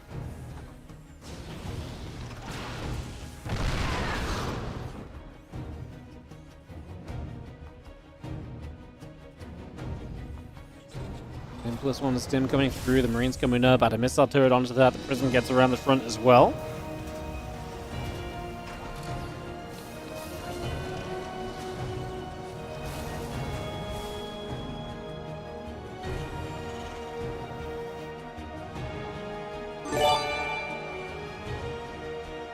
TWS 3000, thank you so much for the 5-month resub on the Prime. Thanks for the games, no worries. Thank you so much for subscribing. Appreciate it.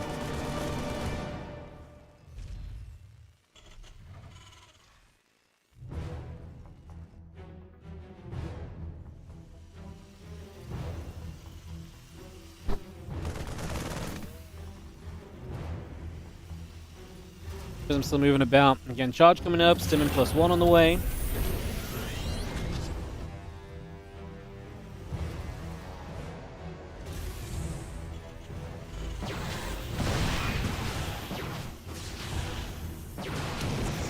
Stalker's going to set there, a couple of SCVs take some damage.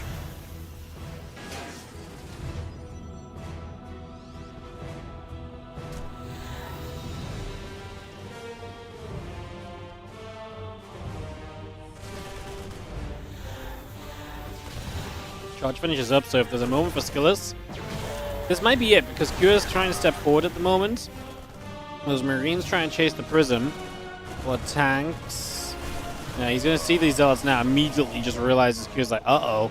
He actually kind of catches a break because Skillous jumped on that part of the army rather than this part of the army, which Skillous is still trying to get to the medevac, going to try and save what it can. Those Marines are just going to have to be locked out. There's no way about it. There is a good wall off here, but you need to hold this wall off. The tanks have got some serious work to do. The Prism nearly goes down already.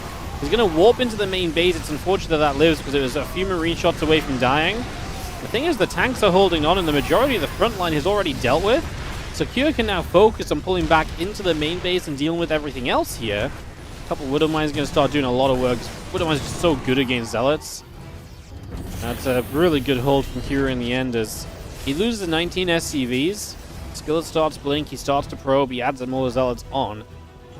But yeah, I mean, I think Kure is still coming out of this kind of okay because your opponent has basically only got charge lots. Obviously blink on the way now, but it doesn't have a Stalker count to work with, and Stalkers are not cheap to build up into good numbers, so that's going to be an issue as well. We get a Viking up to try and chase the Prism away more consistently from here on out.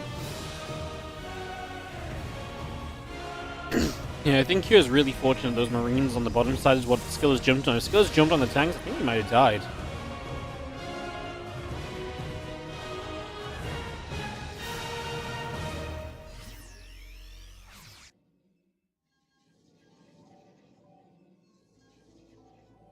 So let's gather. First one on blink. Gathering.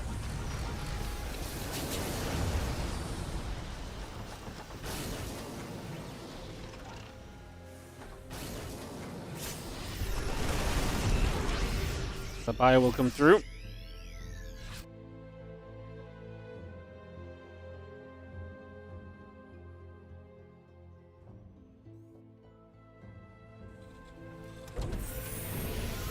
But Vikings going to be hanging about. And obviously the bio will get across here and get rid of this gateway as well.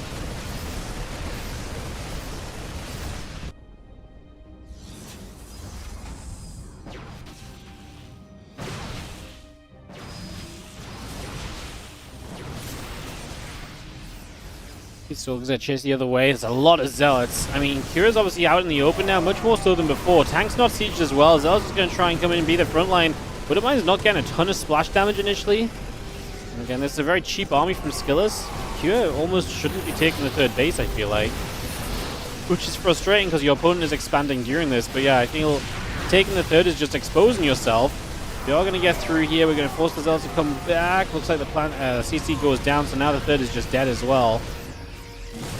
Kure ends up in a very awkward position.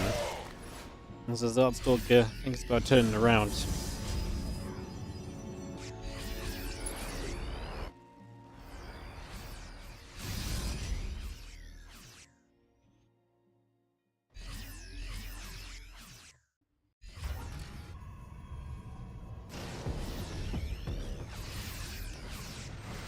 So let's jump into the main base. Viking goes down. We'll see the Prism there to transport a few Zealots in as well. Stalkers on their own not going to be too great. I like that we've got a few units over here. Yeah, it's a good recall.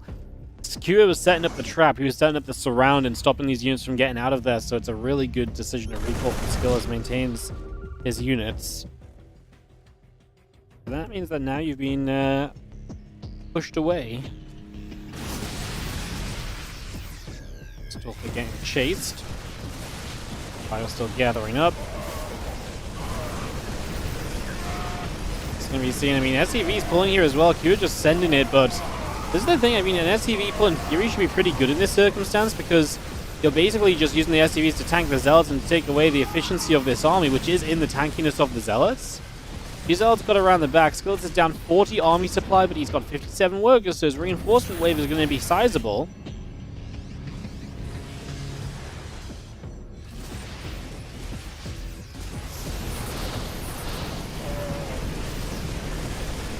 Fire coming over, just going to keep coming through. I mean, the sentry's trying to buy time. The problem is you're warping in sentries to buy time, but that's taken away from the warp-ins that could have been Zealots. That is what you really need. Prism is just going to warp in across the map. We're going to go full base trade mode. Is full base trade mode really it right now? I'm genuinely not sure. There's just so many Zealots warping in. Of course, all the Zealot warp-ins are big because eventually you've got to fight those Zealots. Well, do you have to fight the Zealots? Stalkers, I guess you do get forced to fight them at some point. Can't just run around forever.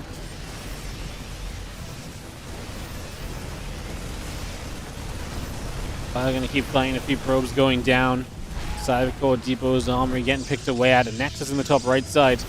As Skillous sets up for the longer term base trade situation. Now we get rid of the pylons, so now you can't warp in more zealots. 56 to 57 army supply.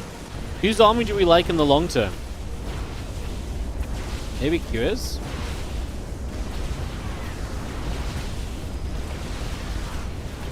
Maybe Q's. I think the bio... It's difficult to say. Like, the bio is very good. If we get some more medevac energy going, then brilliant. These structures don't get away to the corner, by the way. Oh god, Q is going to lose the base trade. Okay, stop one in the barracks getting away. There's not really dead airspace to float the buildings, though, so he's going to have to get his units, or his units back over towards those structures to protect them. Right now, the ideal thing for Q would be to catch some of these units on their own. South Stalker just going to leave those structures burning. Here has 2 SCVs, not really any money for repairs. He cannot let these structures get set on fire. He can't. He just can't let that happen. Mines set up, but the mines are going to go off on probes. That's actually very useful because it's going to remove them from the equation. Stalker's going to blink in for a medevac. Here comes the bio army showing up. Man, getting rid of those Widow mines is huge. We knock down the rocks, creates a bit more of a choke point, but not where it really helps Kira at all. Nah, Kira doesn't have it. There's no way. Oh, is there a way? Can he actually just kite these zealots forever? He's going to get rid of quite a few zealots here already. He has to stim again. The lower HP bars on these units is going to suck eventually. Kites back very well so far. Remember, there's basically no warp-ins available right now. As with so many of these zealots are low HP, we get rid of some of the stalkers as well. Medevac's healing what they can. There's like 5 Marauders versus the world at the moment. Another Stalker very nearly goes down, but we're going to lose a Marauder to the Zealots. We got to respect those Zealots. The Stalker's blinking in, and we are going to be seeing the Marauder count still dropping off. Q are going to have to lift up and get out of there. And Skillous has mining and production available, so he can get to a Stargate and deny these final structures if it's necessary. Game is decided. Jesus, Kira.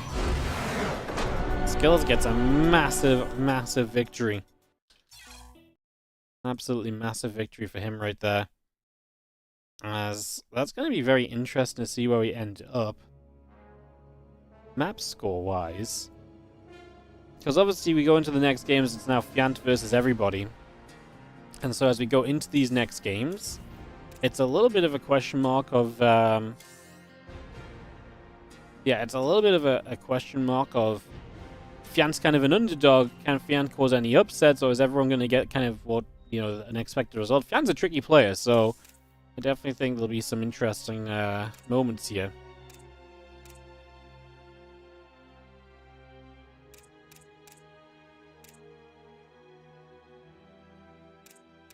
Alright, we're going to be starting with Fiant versus Mana.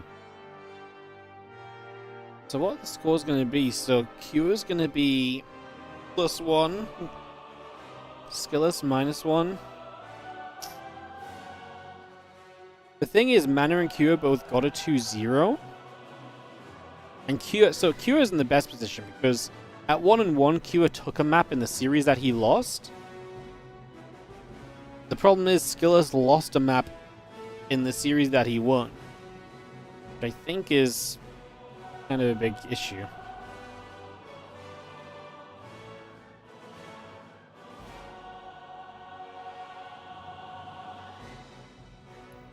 All right, let's step into Mana versus Fiant then.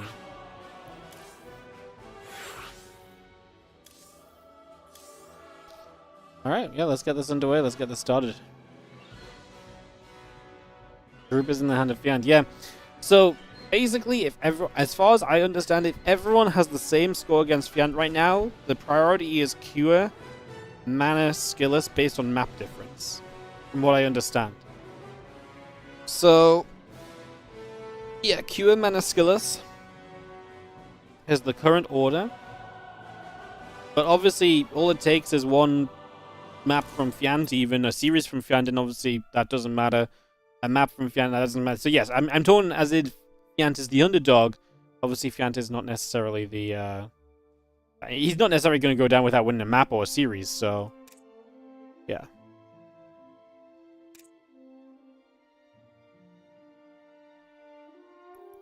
Alright, taking us a while to get people into this one. Click the stream because of Fiant, you miss him. Nice. Alright, who are we missing?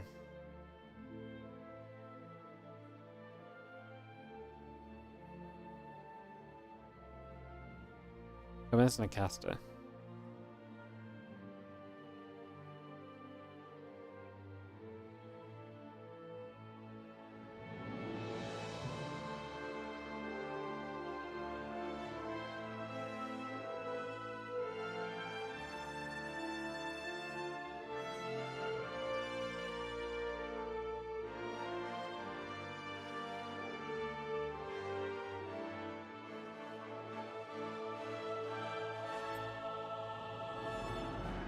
Alright, so we're gonna go Fiant versus Mana, Fiant versus Skillous, and Fiant versus Cure.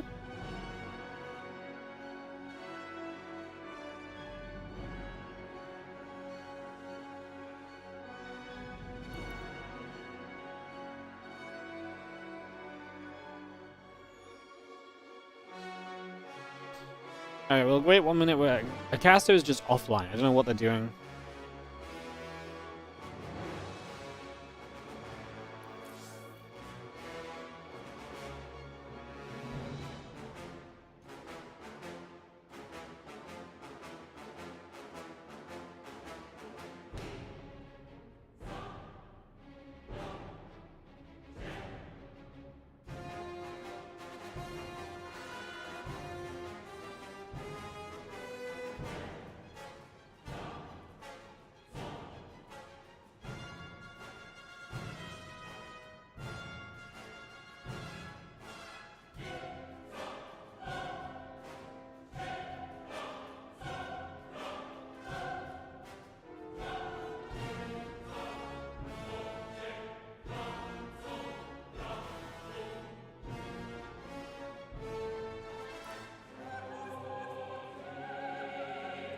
So they swapped servers, but then they're not replying to me, and his I love this, his co-caster is in the lobby, but apparently has not told him to change server.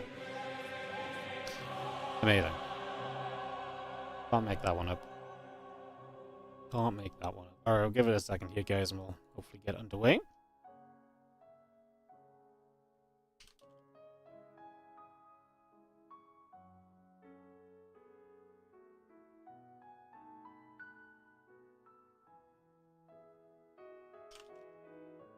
Boom, boom, boom.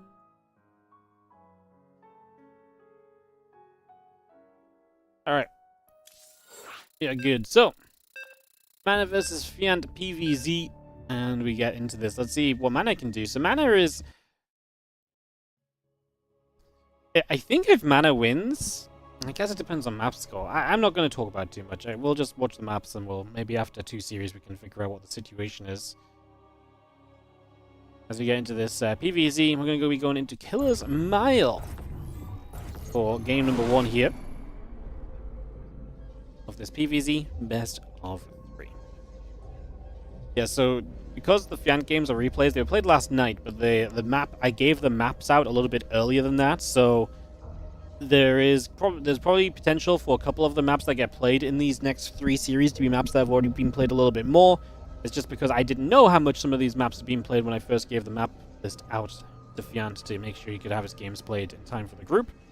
But yeah, he did play, I think, all 3 of these matches last night, so they are fresh. They've not been seen anywhere. They are replays, yes, but only in the sense of trying to accommodate the players as per usual.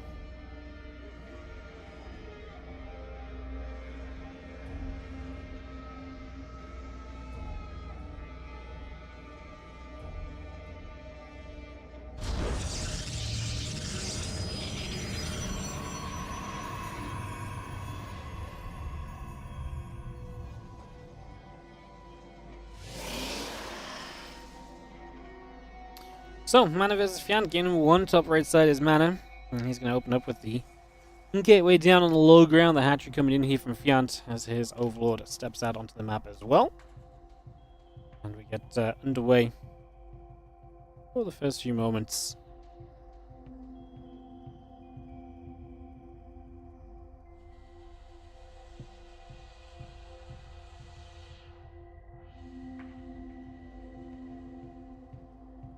Again, the spawning pool coming about.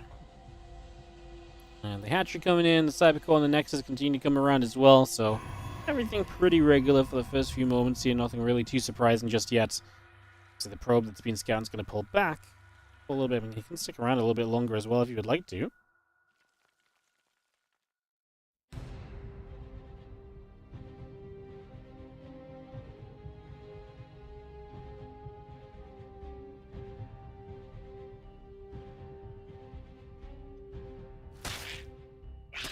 Couple things going to be there, so the probe was just trying to look at the third hatch for a little while.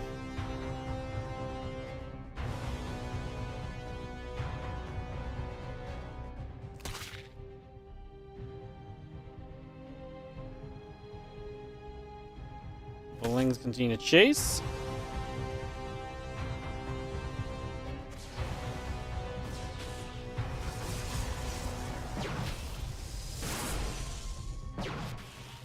We're gonna have ourselves the Stalker just pinging away at the Overlord. He's gonna live for a moment or two. A couple Lings actually get in, so we get Fiant being a little bit of a nuisance. I'm actually kind of excited to see Fiant in these games on these maps because he is, he's a fun player. He plays some kind of fun different stuff, some fun different styles. Generally a player, I think, which is very enjoyable to watch. And he's always kind of poking at the edge of success, so... Again, 100% think he's an underdog here, but he's got that sort of style, especially on new maps. So I reckon he could potentially steal a map or two here or there for sure.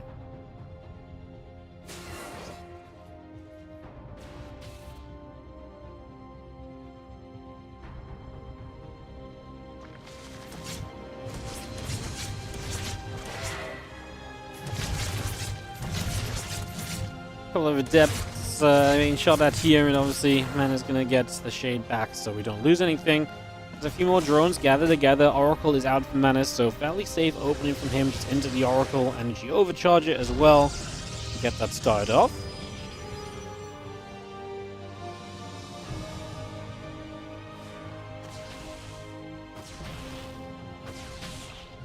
Still going to go pinging through. Overlord taking some more damage.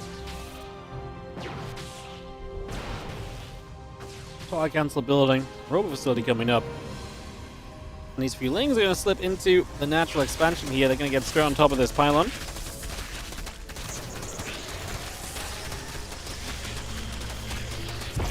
That'd be a nice kill. Just Lings showing up at a random time, and it does not have the Oracle in position to defend, and you can get hurt quite heavily there as the Lings continue to move about. It's going to be seeing the probes moving over too.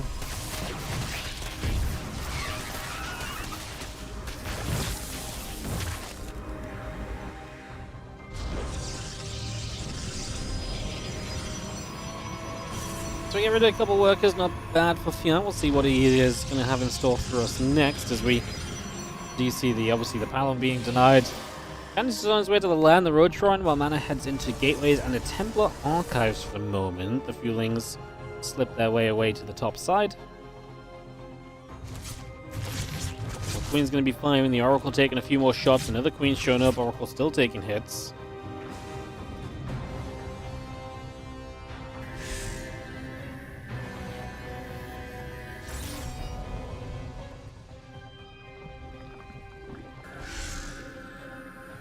Stasis sets up again. We get two more adepts around the bottom. That's a drone and a Queen. Slight annoyance, not really the end of the world. As the High Templars warp in, we are going to be seeing the prison play.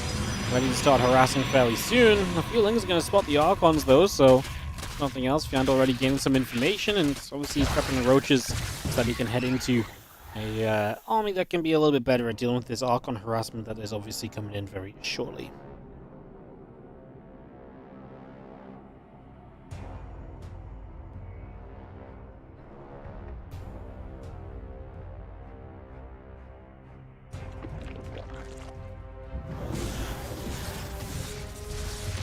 Prism drops. He's going to get the Overlord, a few Queens coming back along in the Oracle. And he'll take some shots along with it. The shield's gone. And the Prism moves into the main base. A couple of Archons ready to unload here.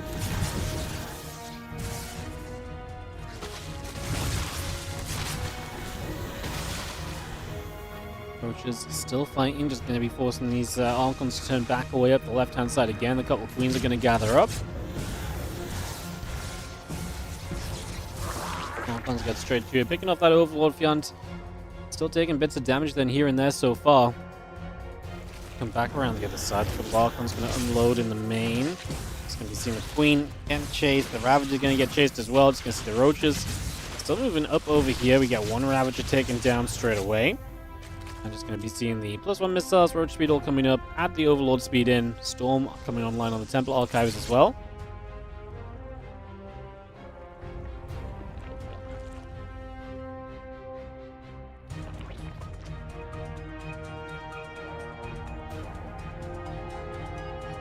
Doesn't get all the way up around the top.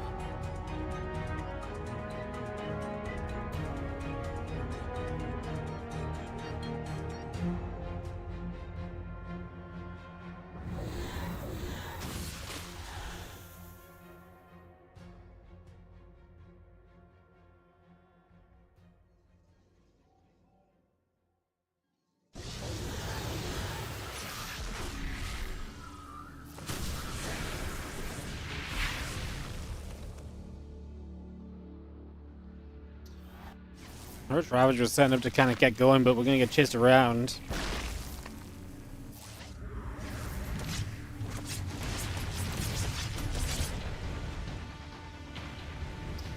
Roach Ravager still stepping up. We've got the Queens coming through.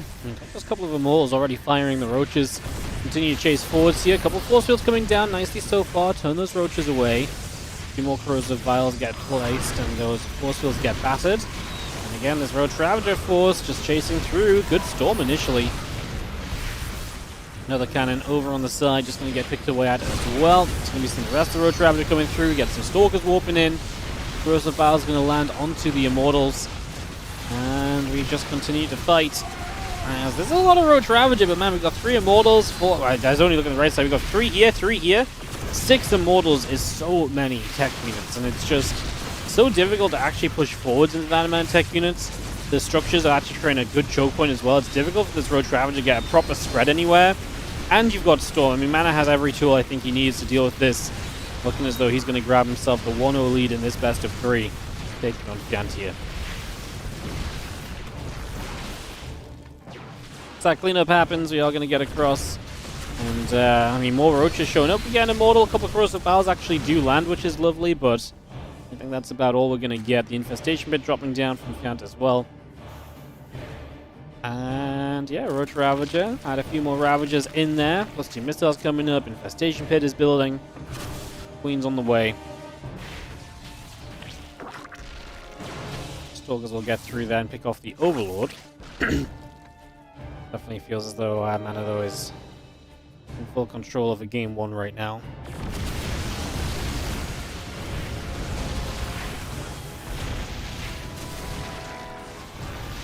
That High Templar. No! Mana, why do you hate your High Templar so much? You dropped them right back down into the range of the Ravagers.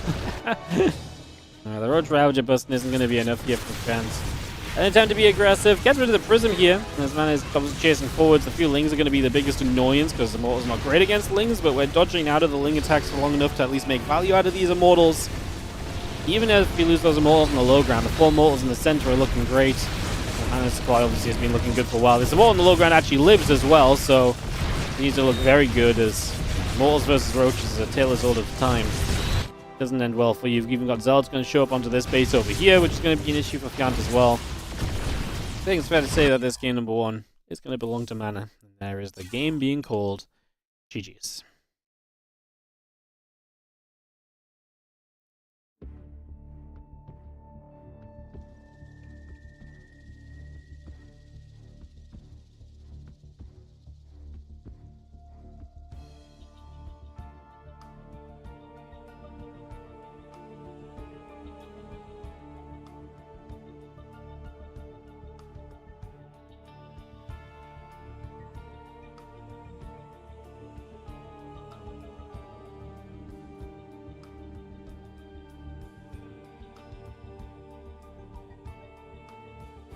Alright, let me throw some ads in, just otherwise they're going to play during the game, guys, and we're going to set up into game number 2 here. Our second map is going to be Steam City. This one's actually being played a fair amount as well. I think actually Killers Mile and Steam City... I don't know, apparently Killers Mile and Incorporeal are being played the most right now. Steam City is going to be its 3rd time in the tournament. Yeah, again, I mean, we are getting to see some of the...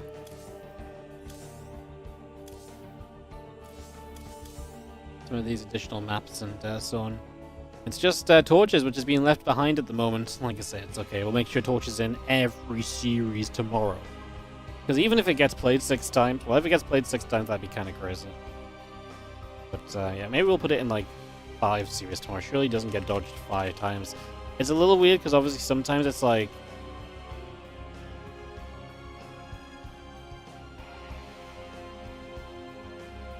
I guess sometimes it's like certain players like it, and so hence it just gets played every time. Or if one player doesn't like it, it just gets vetoed every time. So yeah, it's a little funky.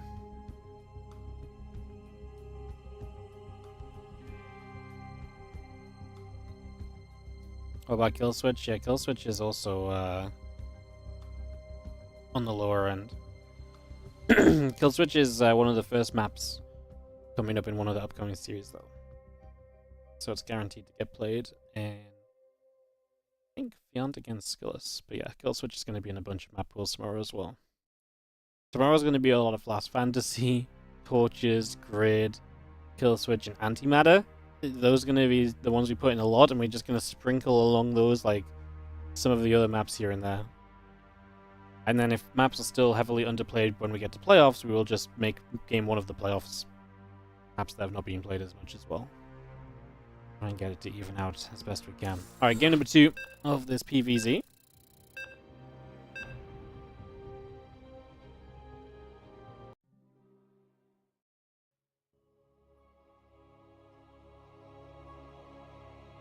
Steam City for map number 2 here of Mana versus Fiant.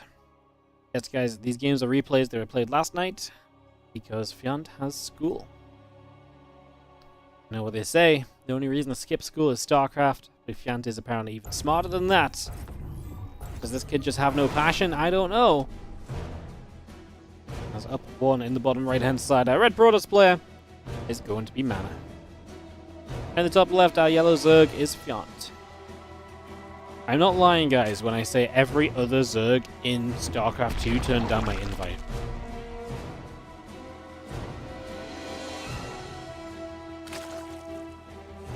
Let me count. 1, 2, 3, 4, 5, 6, 7, 8 other Zergs turned down my invites. It was actually 9, and then Lambo was like, hey, I feel like you might actually need some Zergs to play the new maps. And I was like, yes, please. And so Lambo undid his decline and turned it into an accept because he felt bad that there was going to be no Zergs. If Lambo didn't accept, we would have had no Zerg tomorrow. I actually had no one else left to ask. I was completely out of Zergs to ask. I had no idea who to go to next. I was genuinely at the point of thinking about asking someone for their off race. I was like, you can play and literally just play your off race because it's going to give us a chance of seeing some Zerg. Like that was the point I was getting to, because I was like, it might be good just to see some Zergs play something rather than nothing at all, you know? Which is kind of wild.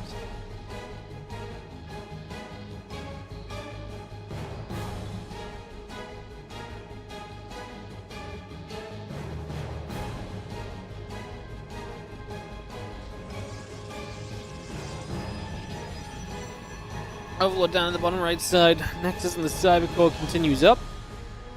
Queens, drones on the way through. The Lings are coming about, so Nexus and the Cybercore continues in.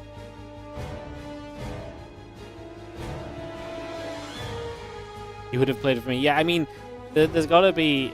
There's some limit, right? Like, I'm sure I could have asked a lower league Zerg and they would have played, but it wouldn't have been... We may as well have not had a Zerg at that point, right? What made the Zergs all disappear? Yeah, I don't know.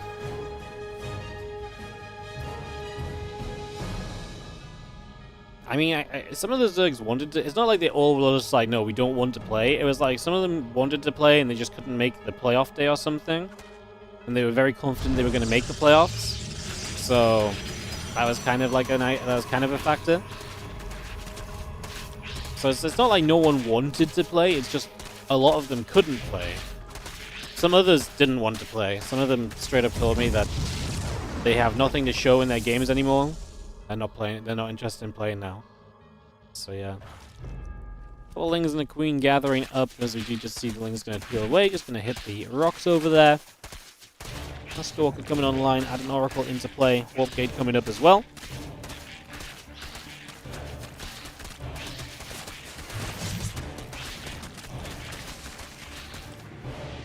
Ling's just going to make their way up to the high ground. The Adept's still getting chased around, and we are going to turn around a little bit as Ling's continues up. And we just have this Adept as our early opening harassing unit. Let's see what it can do.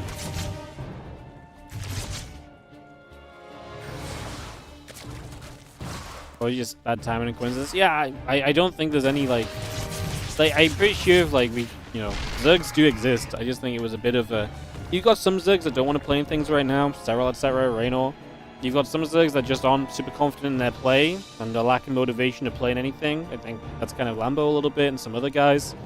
And then you've got Zergs who are kind of willing to play, but they've actually just got real life schedules as well. And so they just can't play as much as they might like to. They can play in some cups, they can't play in others. I think it's just like Zerg is already the less represented race. And so it just so happens that also the Zergs that are playing, the Zergs that are the lowest amount of people we can choose from in the first place. So you add any other reason onto that, and immediately it becomes like a problem. Whereas, say a bunch of Protoss players have these same issues, well, we have a lot of Protoss players to choose from, and Terrans to the same extent as well, so yeah. Just unfortunate, I think, more than anything else. I don't think there's anything super serious going on. But I like to make it dramatic, I like to add to the drama. All the Zergs said that these maps are unplayable.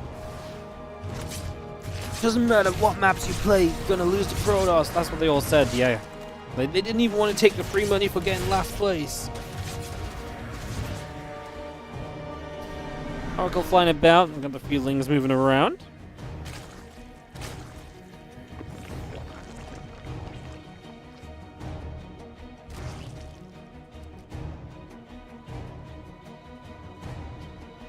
I'm going to head up the right-hand side, some mana looking to get some control going. Temple Archives coming in, so you'll have that very shortly.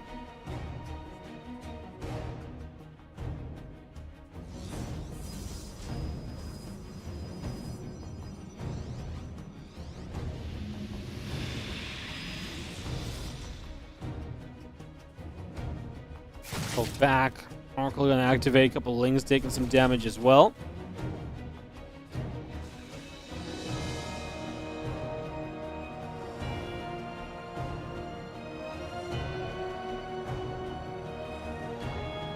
All those Lings going to run across the map. Let's see what we can do as we get straight across here. It's going to run into that mineral line.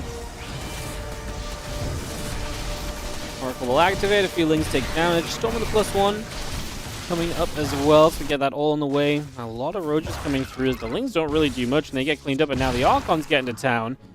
We actually have lost 4 Queens already, which is pretty rough. So Fiant not in the greatest of starts. The Lings can get cleaned up, and the Prism will come back in and save those Archons. We will stick around for a few moments longer. Just don't lose the Prism to the Spore Crawler, which will be difficult to do considering that the Prism has already regenerated some shields and should absolutely not be in trouble there. So no reason for it to get close, and it didn't. And that Prism just comes back down the right-hand side. A couple of these Archons unload. Again, +1 missiles and the roach speed all coming up as well, so we bring all of that through.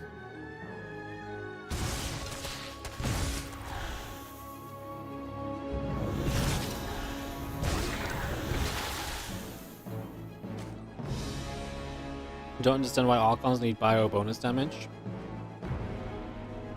Why do Immortals need bonus armor damage? Why does anything need bonus damage to anything? Because it creates a good counter.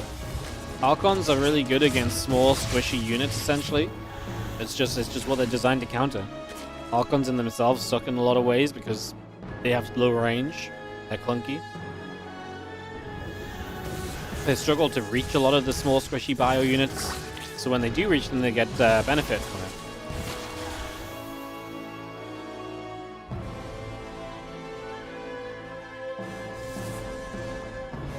I think it's a good thing. It makes Archons look really good at what they're really good at. So if you took it away, do you think we'd see Archons much? Like, they'd still have some roles in certain matchups, yes, but they'd be a lot less utilized, right? Wouldn't they still be fine against the squishy units with Splash? I mean, that really depends on how long it takes them to kill a Marine, for example. Imagine now you're fighting Archons, but the Archon damage is so minimal that you just have time to pull back your hurt Marines and replace them with others. Like, because Archons don't have range, you have no counter to that micro. Whereas now, you know, Marines die so fast.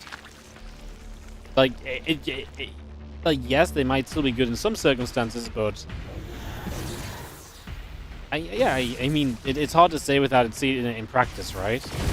So...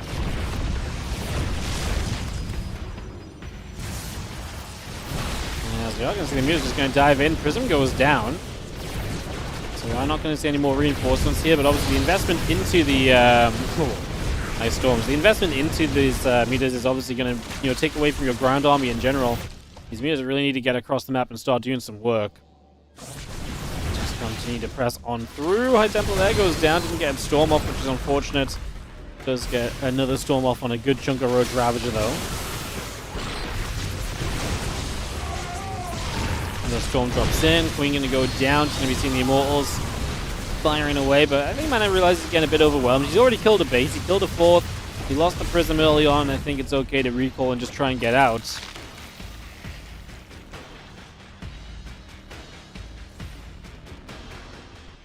Now just going to come down to the bottom right side. Again, a few High Templars coming up, +2 attack on the way. That Immortal into play as well. Revelation. Sorry, Stasis Ward goes off and the Oracle activating Pulsar Beam to start picking away at these units as Fiant has just turned this into a big Roach Ravager Ling attack. The Mutas are all gone. They really were not that successful.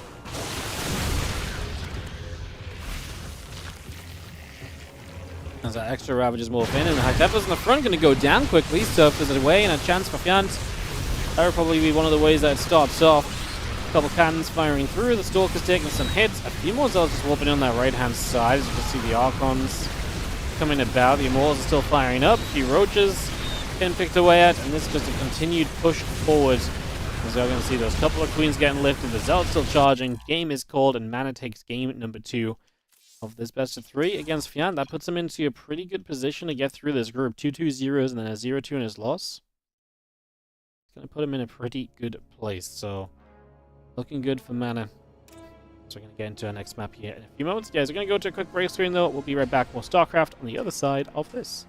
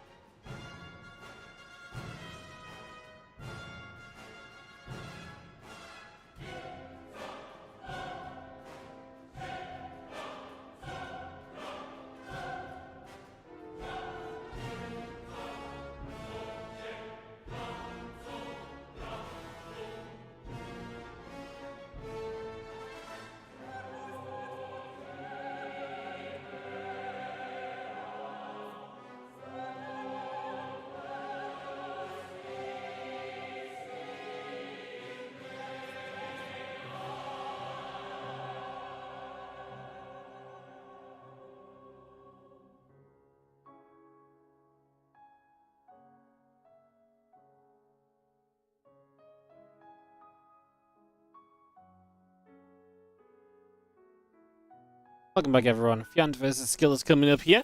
As we get ready to go.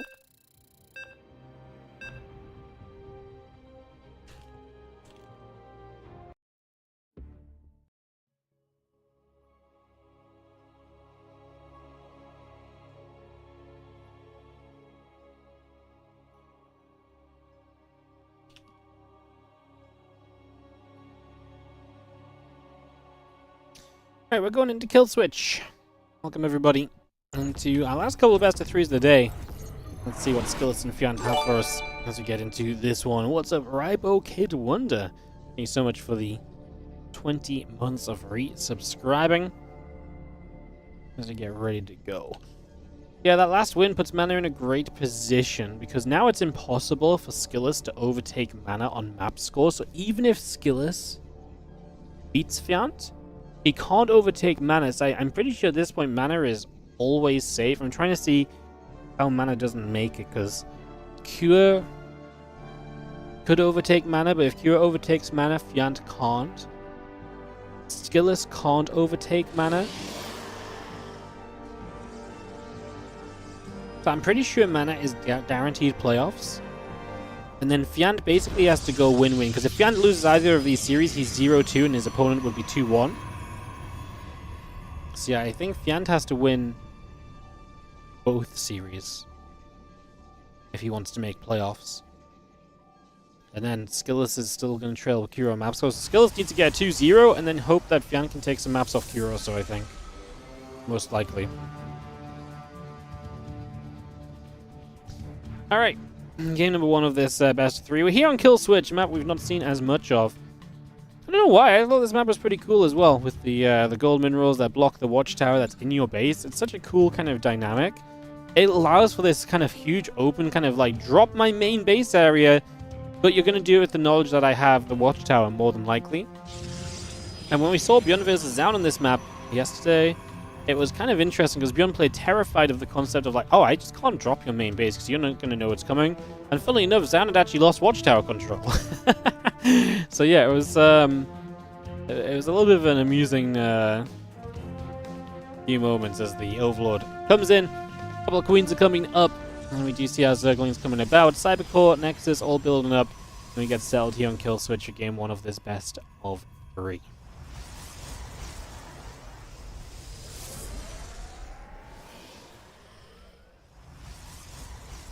So we get set up and settled down. Nexus building, Adept on the way, Link Speed and a couple of queens coming through as well.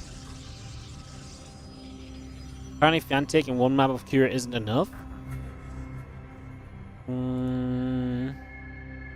Really? Because Kira's skills was -1 and Kira was +1? Ooh. Oh, that's rough for Skillous. This is kind of the downside of these 4-player round-robin groups. It's like a bit of map score can really just change everything.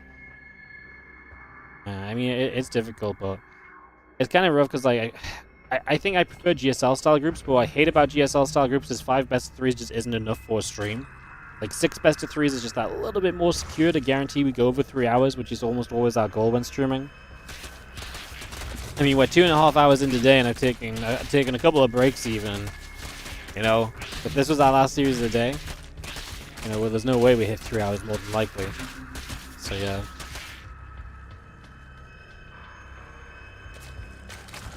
Anyways, let's just see what happens. Let's enjoy the games because I think talking about the group might become a bit uninteresting. So enjoy the games. Obviously, at the time of playing, and because these are replays, the good thing about that is that at the time of playing, all the players knew that there was a lot up in the air still and a lot available to be grabbed.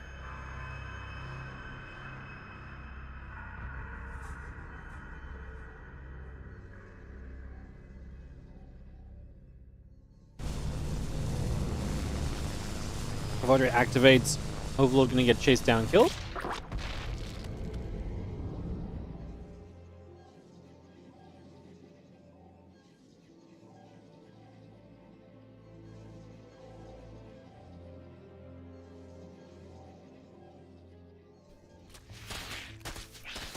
I could always flatter myself at the end to secure that 3+ hour stream. I told you guys, the Wardy ladder session will happen at 1,000 subs.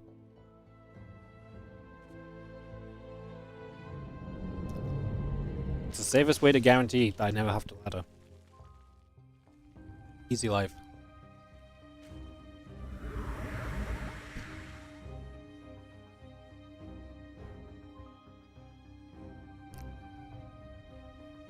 Oracle stepping across a few lings and get towards the third base.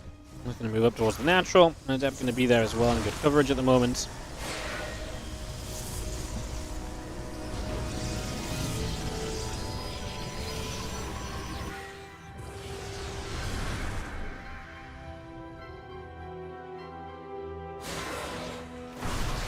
Adept's going to be there. The crew teamers are still going down.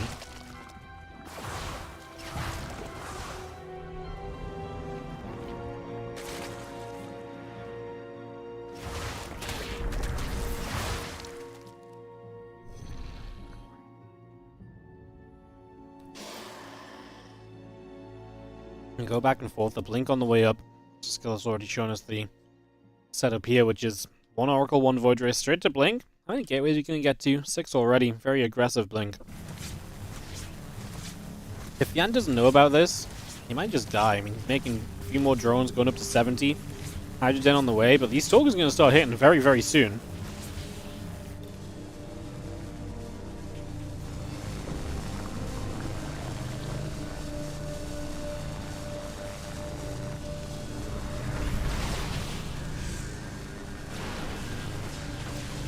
Stalker step through, we'll get rid of that hatchery. That's actually a kill as well. And this hatchery is very far forward, very difficult to really defend against. These Stalkers step through as well. Let me come up this ramp and keep on pushing in. +1 missiles, groove spines coming up as well. And these dogs start to fight the queens. I just don't think Fiant knew about this in time. We're going to lose a lot of lings very quickly. And by the time these lings are gone, the Hydras are going to be popping with no defense available. Or limited defense available. More Stalkers just showing up from across the map. Pretty quick rush distance from this base over here to get over here as well from the Skillous. I guess, yeah, this ramp here. I mean, these ramps just kind of, yeah, really are quite close together. It's actually a very small rush distance map when these bases get taken, huh? Which is interesting. We saw a long back and forth kind of holdout game between Fiant and Down on this map yesterday, but Fiant just did not know what was coming soon enough. He's going to be unfortunately dropping through the Skillous. Game is called, and Skillous will take the first map of this best of 3. Skillous takes the 1-0 lead, as we'll head into a second game in a few moments, which will be on Pylon. Yeah, unlucky. Just doesn't see it coming, and Skillous choosing to be a little bit more on the aggressive side of life on that one. Alright, I'm going to set up in a few moments. Ellie, you were just smiling a second ago. Why have you stopped smiling? You gonna smile? Look, if you smile for the camera, you get a treat.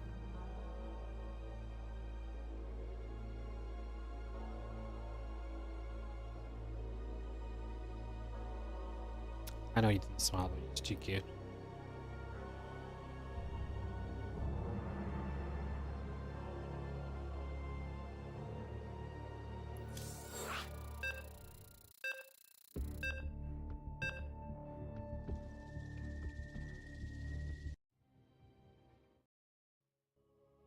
Okay, guys, game number 2 coming up between Fiant and Skillous going into Pylon for our game number 2.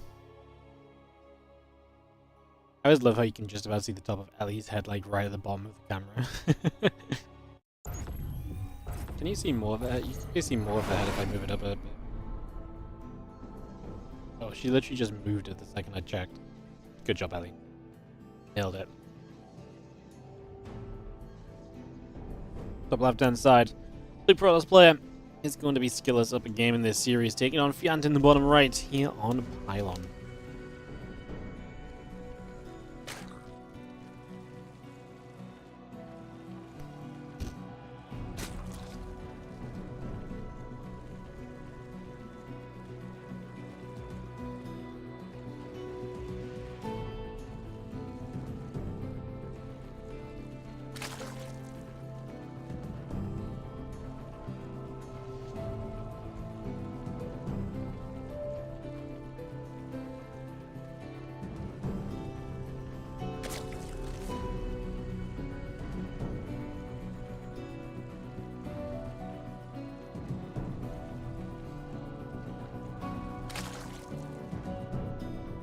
Probe across.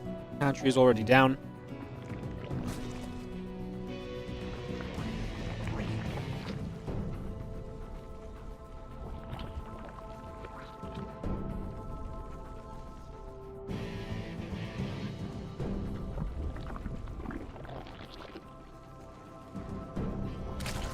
Get this game 2 up and running, so we get this all underway and get this started off.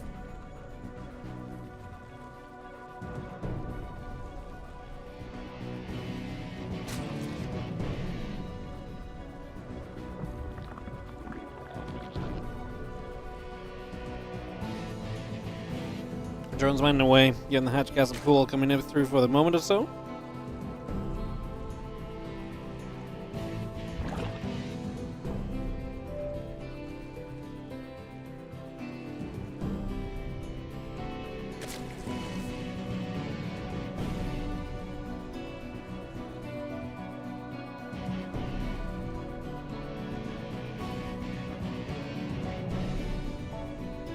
Predators moving around, link speed coming up.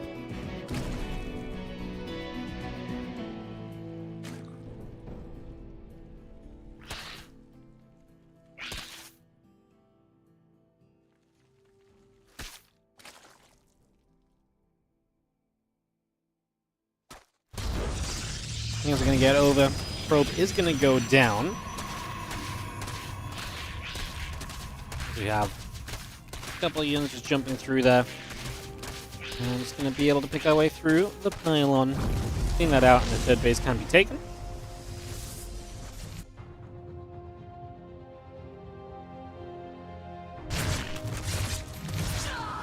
And Depth in the back is going to get chased about as well for a few moments.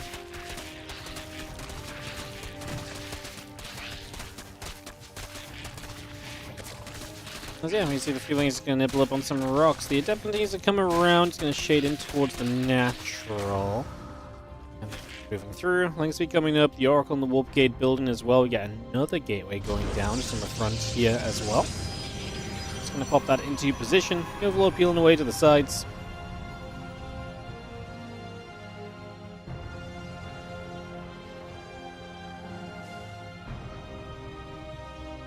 And Overlords all coming up, a few drones coming about, the group team is coming in. There's our third hatchery coming through from Fiant, so we just get that on the way as well. As the Oracle of Skillous makes its way across down to the bottom side, third Nexus coming up as well. But all of that coming through.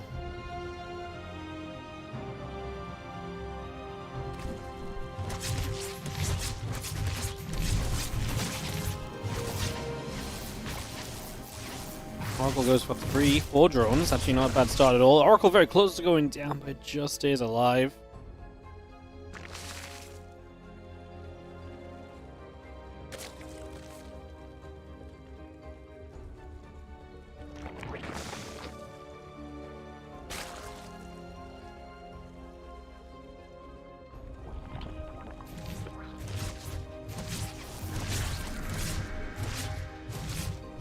Oracle activates, a couple of drones gonna take some shots. 8 Ironworkers going down immediately.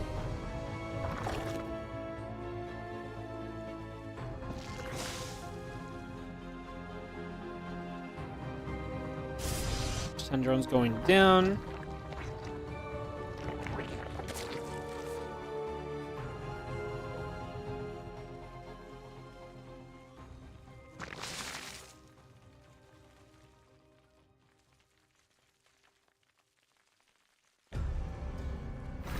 Another fourth base down the right side.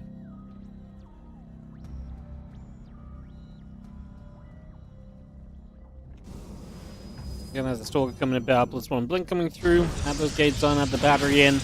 Stalker's already going to be firing onto the Lings, and the Oracle's activating too, able to get rid of a few more Lings here already. As the melee upgrade continues in Hatchery on the right hand side, get that fourth base up and rolling, and the Zerglings will take a stand to the front too.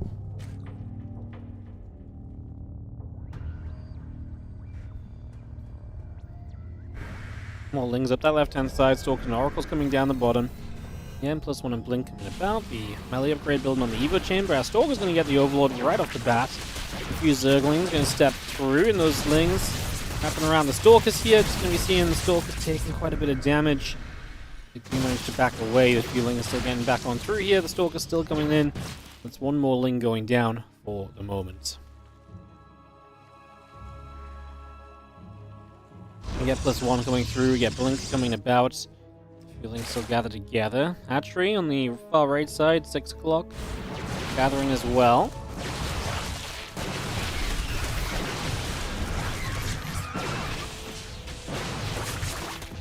Grab that Ovi. That's a nice catch. The Queen's going to be there to help push this away as well. So we keep that going back the other direction. Ling's still very much so gathering here. We got a Hydrogen building up from Fiant. The Hatchery coming through.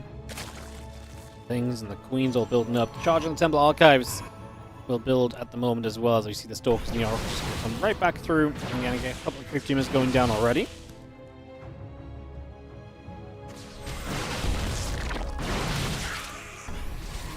And jump in, and that Hatchery gets cancelled. Another Overlord on the left side will also be dropping.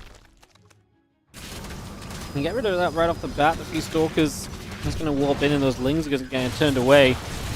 Stalkers going to have to blink away here as well, as the Queens continue to try and show up. The Stalkers still trying to protect themselves. Queen's still taking some damages. Kind of trying to do what he did in the last game, which is obviously just get to that Ling Hydra style. Skillous this time has much more kind of future kind of proposition in this game, right? Storm and +2 and charge all already on the way up. So much of the future being planned out for him and being brought into play as we stretch across the 5 bases now. The Ling's trying to approach the front again. The Queens are going to step on through. And the Ling's are going to turn back once more. +2, Storm, charge all continues out. We will see a few more Zerglings getting through the center of the map.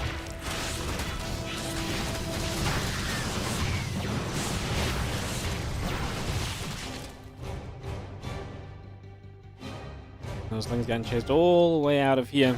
We still got our Storm, still got our +2. Continuing to build at a high template into that as well.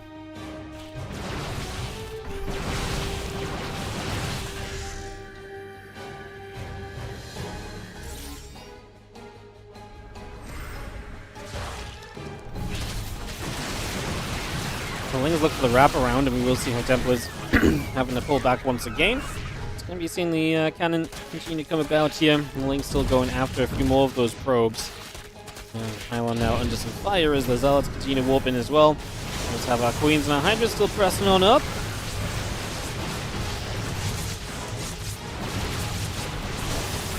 Storm goes down again. It's just going to be seeing the rest of these Stalkers continue to come about. Now going to be seeing the Lings, the Hydras, and the Queens continue to fight here. Stalkers will continue to drop as we do see the Storm coming down once more.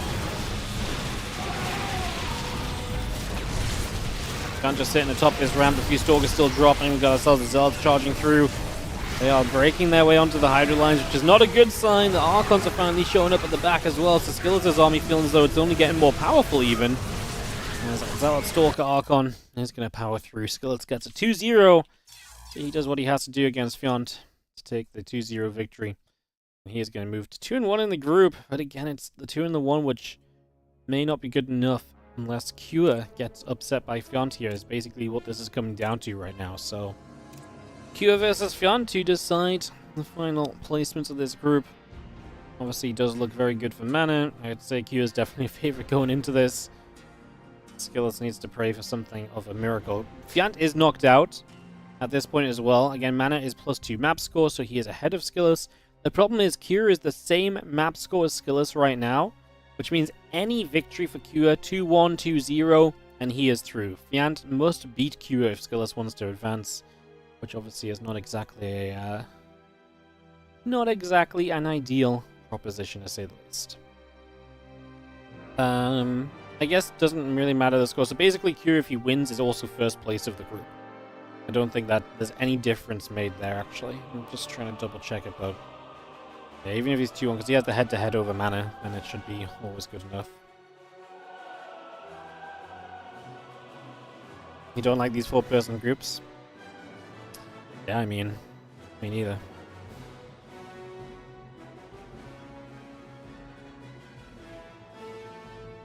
You always see games that only matter for one person or matter for neither.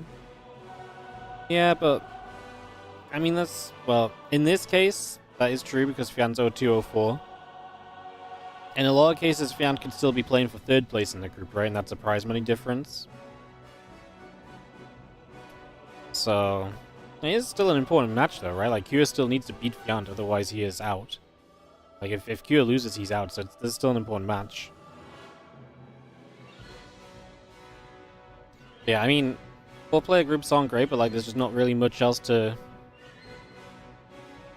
There's just, I mean, I struggled to get 16 players. Getting 20 players is almost not pointless, right? Yeah.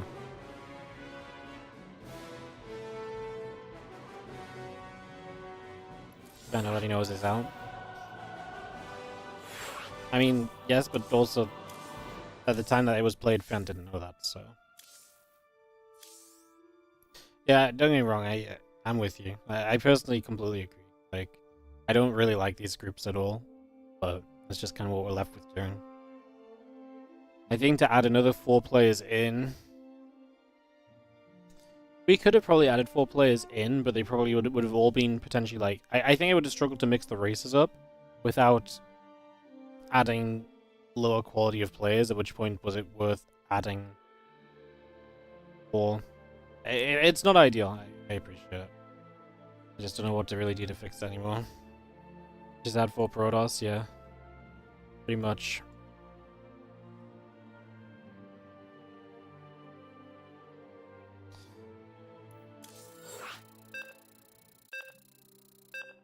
To be fair, the 5-player groups also have a lot of matches that are also pointless for the players. The difference is because we do 2 best-of-3s at the same time in the 5-player groups, the players don't know that the match is pointless for them at the time of playing it. I mean, it could be that they're 0-3 and they're pretty much out, but there's maybe a chance they still finish a position high in the group even if they don't advance, which may be a prize money difference. I mean, round-robin groups are always going to have this problem as the biggest issue. Like I say, there's just not really much to really do about it. I mean, like I said, GSL-style groups only 5 best-of-3s. That's really difficult. I don't know. No source is Fiant. When they went to play this game on the NA server, there was login issues, and Fiant's main account did not work, so he played on an alt account. That's all this is.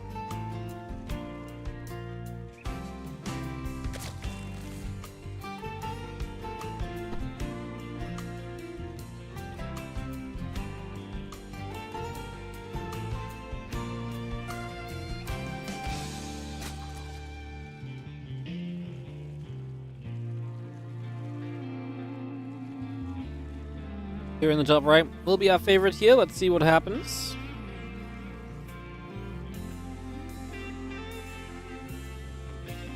Could have added Gimme Hush in solo, would have been sick. Yeah. And he shouldn't solo, couldn't play.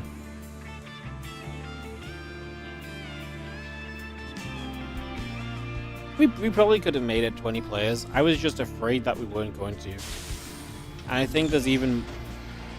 especially with the Zergs being the problem that they were being, I especially felt as though, like, 3 Zergs out of 16 feels bad, but 3 Zergs out of 20 feels even worse, if that makes sense. Like, that's probably a little bit logical, but, like, at the same time, it feels even worse because, like, there's even less racial balance.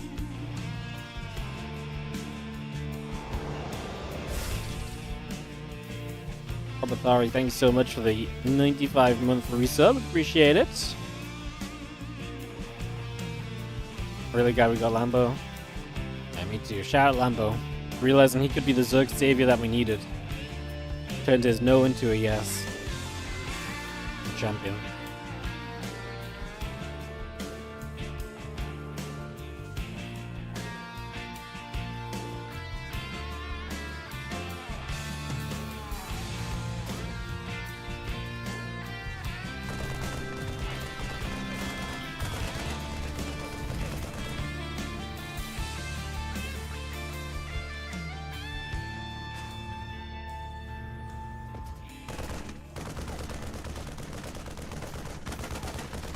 The Marine is going to nibble at the Overlord as we get started off here to begin with.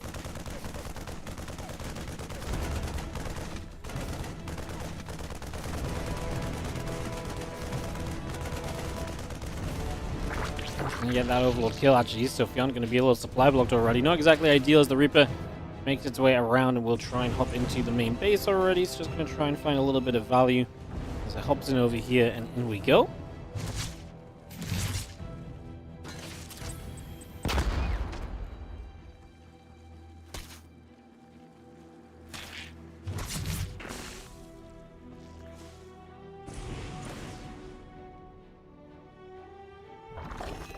We're going to be the exciting part until a couple of Hellions join up.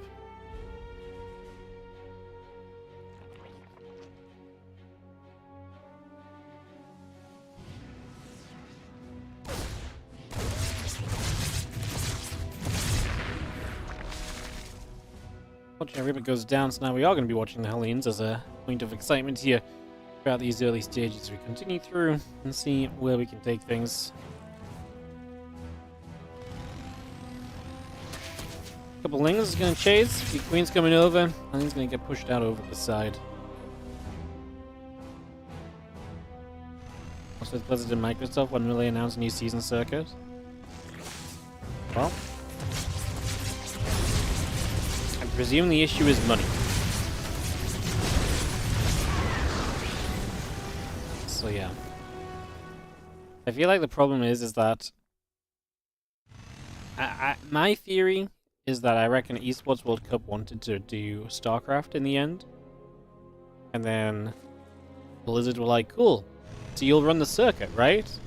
And eSports World Cup were like, no, we'll run the eSports World Cup.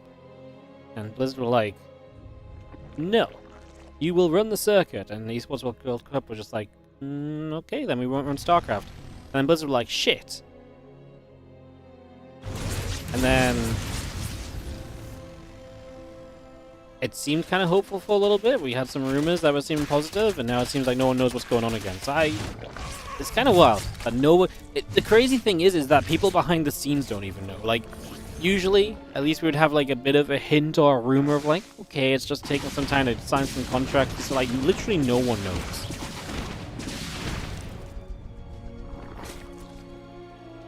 It's pretty bad. I'm not gonna lie. Pretty crazy.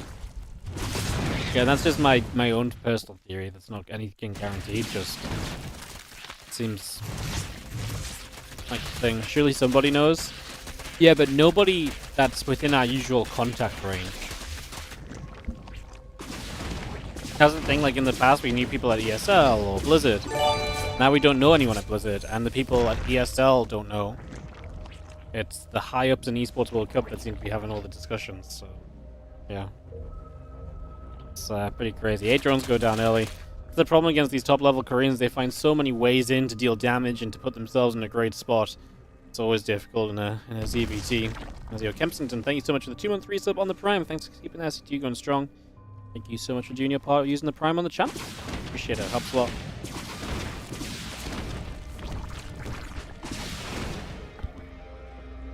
And you're coming through, getting a few more shots off. Just going to be seeing the Balin speed coming up, the 1-1 upgrades.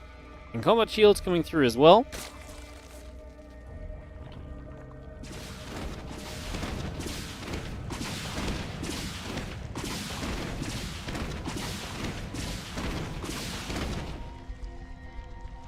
Put some more damage onto that hatchery. The Marines, the tanks, the medevacs start to move out.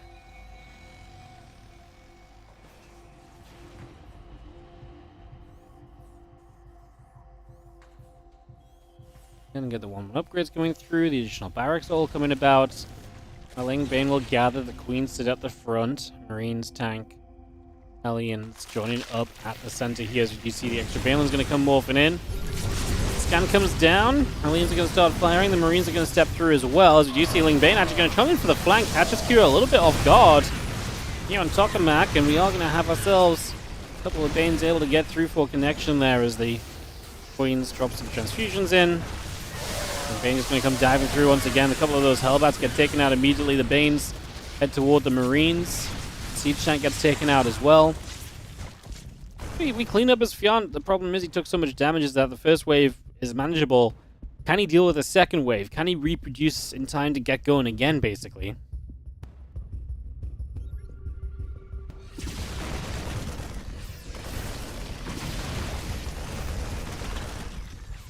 tank sieges, the Marines are going to stim up.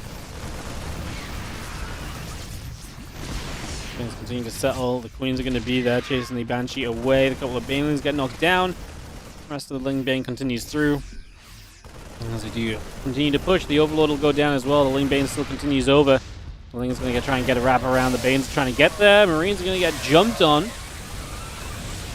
Queens step up. They get rid of the siege tank again. It's a nice try, but you're playing against an 8 racks where you took so much damage early. And in the end, Secure is just going to be spot on with the macro. No mistakes being made. And that is going to be GG.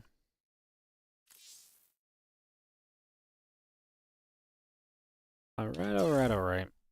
All the armors for Hellbats wouldn't have been better. Sometimes Hellions are nicer to have because you can actually still kite the Hellions back, whereas the Hellbats just stand there. And in a big clump, sometimes the Hellbats just die more easily, actually, if there's enough Banes.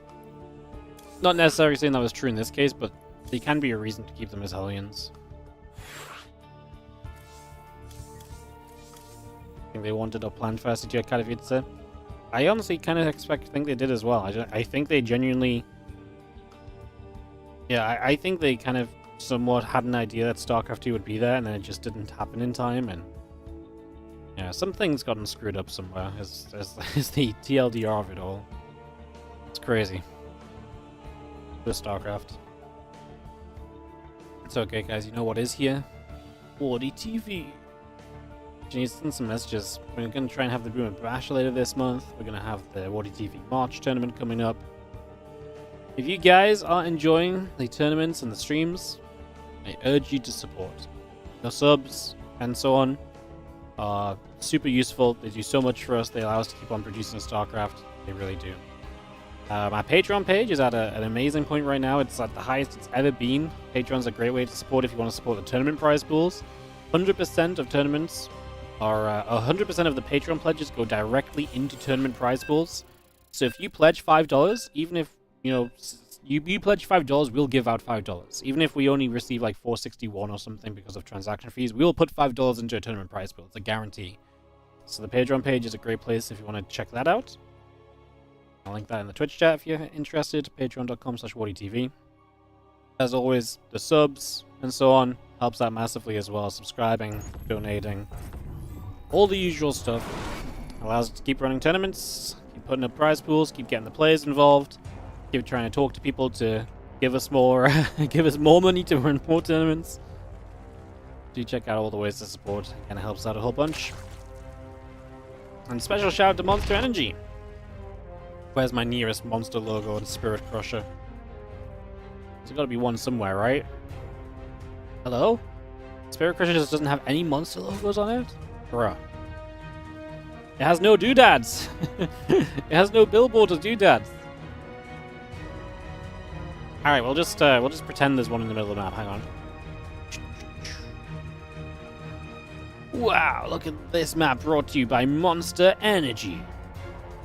Beautiful. Insane. Yeah, huge shout out to Monster for sponsoring this edition of the TLMC. They sponsor the contest and the tournament, so amazing to see. They used the wrong version? Oh, that's on me, sorry. I probably, I actually don't know how. I just type in... Oh yeah, because it's replays, because I haven't hosted it. God damn it, players. God damn it. I told them to use the TLMC 20 version. Hey.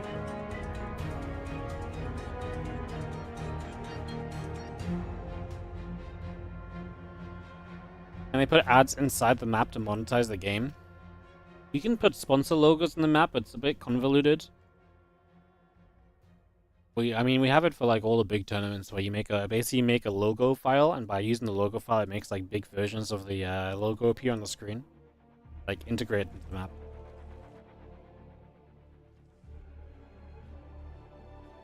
It's pretty cool.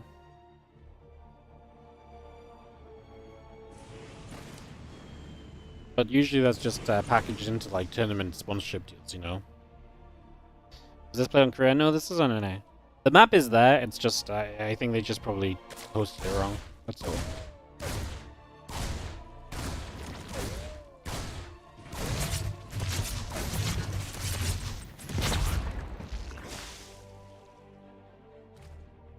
Paper coming about. Factory reactor coming over for the moment.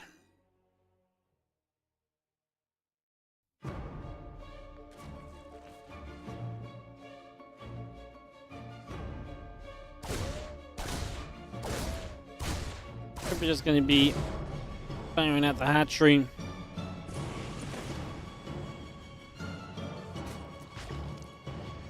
Mobile command coming through. CC getting built. A few more drones and the Queen getting added on in there. The factory's going to lift off and move over to the reactor.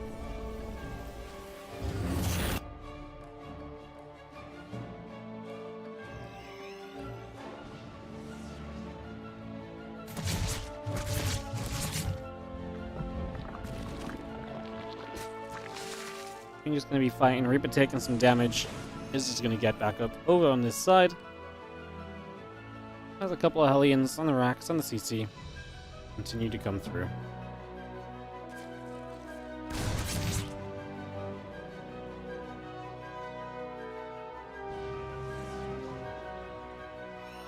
And Sim building up. Command Center on the way. Rax is building on in as well. A couple of Roaches on the way out. Have an Extractor on through. This Ripper going to go poking forward a little bit.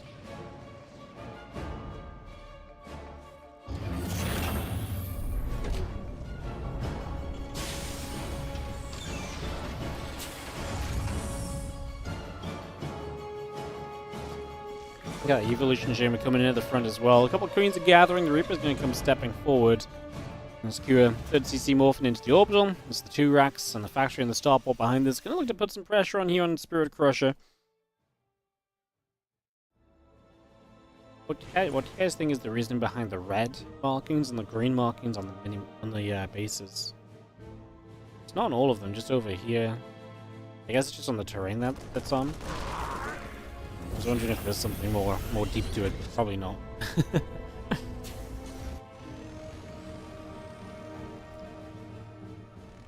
Reaper and 2 Hellions gather here from Cure. Again, the lag coming up, the carapace upgrade coming online as well, so we get all of that set up to go.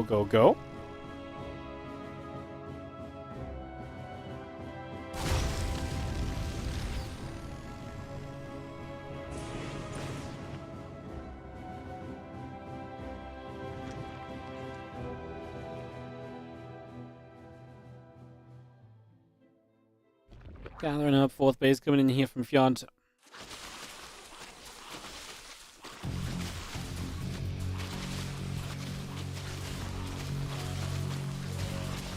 We have our Roaches whacking away at the rocks, so we get some damage done, putting some work in here for the moment. And those rocks continue to take some hits right now.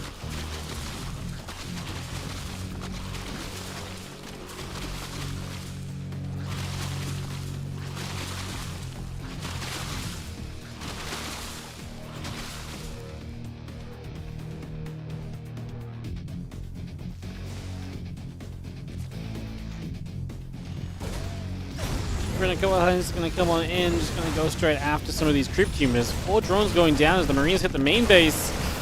Roach is obviously a little bit immobile, and so the Queen's already dropping. 7 drones going down. The Roaches continue to come over. Medevac has to load up, and we will retreat away as Fiant cleans up, but 8 workers down, and now a couple of Hellions show up over here, and even 4 drones are dying, which is obviously going to be pain. 13 drones dead as the Medevac peels away. It's a great start from Cure, who is likely to, from here, just keep on adding racks. Going to go up to 5 racks right now. We'll see if he does go all the way up to 8, or what his plan might be in that regard. Just a few Marines get healed up by the Medevac a little. Again, a factory goes down as well. We get this settled into place.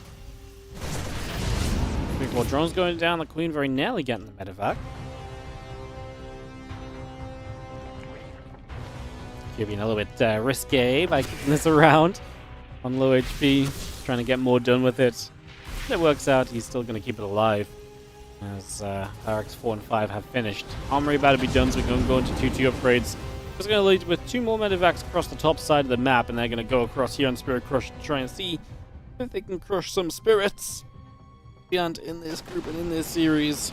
And of Skillous, because if Kyo wins this 2-0, Skillous is also out, unfortunately. Well, if Kyo wins this at all, Skillous is out, so... Tank shots are good. Lings get turned around. On the left-hand side, these Marines are going to get to work on a few Zerglings as well. Get rid of that Queen. The Lings and the Roach are still going up. Oh, good target fire. We get rid of a bunch of Banelings. We load the Marines back into the medevacs. We peel away to the upper left.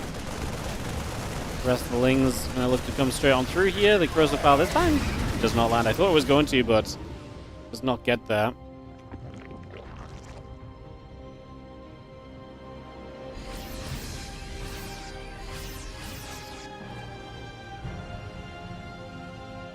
Actually going to get a 4th base on the way, and 2-2 upgrades coming about, our vehicle weapon upgrade coming in. We had 11 roaches through, the melee and the +2, all coming up. Had a Baneling nest on with that Baneling speed. And the infestation bit is also going to be finishing shortly as our Marines try and get the hatchery.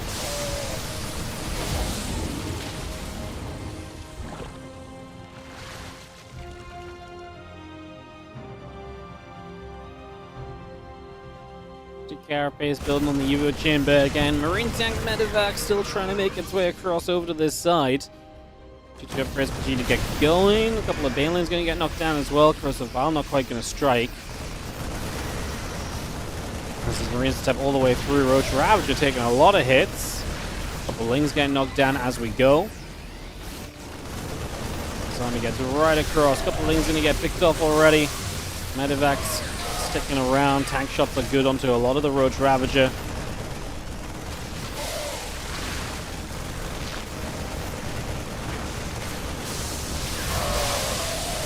Hero's already ahead on supply here, and the tank layout is obviously fantastic as the Roach Ravager continues to try and find positions. Those Bars dropping in, Siege Tank getting killed, but man, gun supply is really plummeting. I mean, these Marines are just standing strong in the fight, just kind of, standing up to the Roaches. Roaches are a bit of a brute force unit, so when units just stand there and fight them, it kind of shows that the Roaches are not in good enough numbers at all. And they're just going to push those few Ravagers away a little step further. No infestors. Very difficult to afford infestors by this point. Especially when you consider that Fiant also took a lot of economic damage early. The thing is, a couple of infestors don't even really save you there. You could land 2 perfect fungals on the front, and it probably doesn't change anything. Because the rest of the DPS just wasn't there either. Especially considering you'd be on a lot less units as well, because you've invested into the infestors.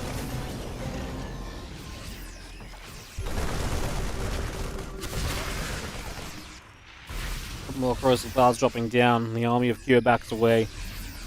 And Fiant trying to rebuild into 4th base, trying to reestablish the one on the left side, trying to get down on the bottom.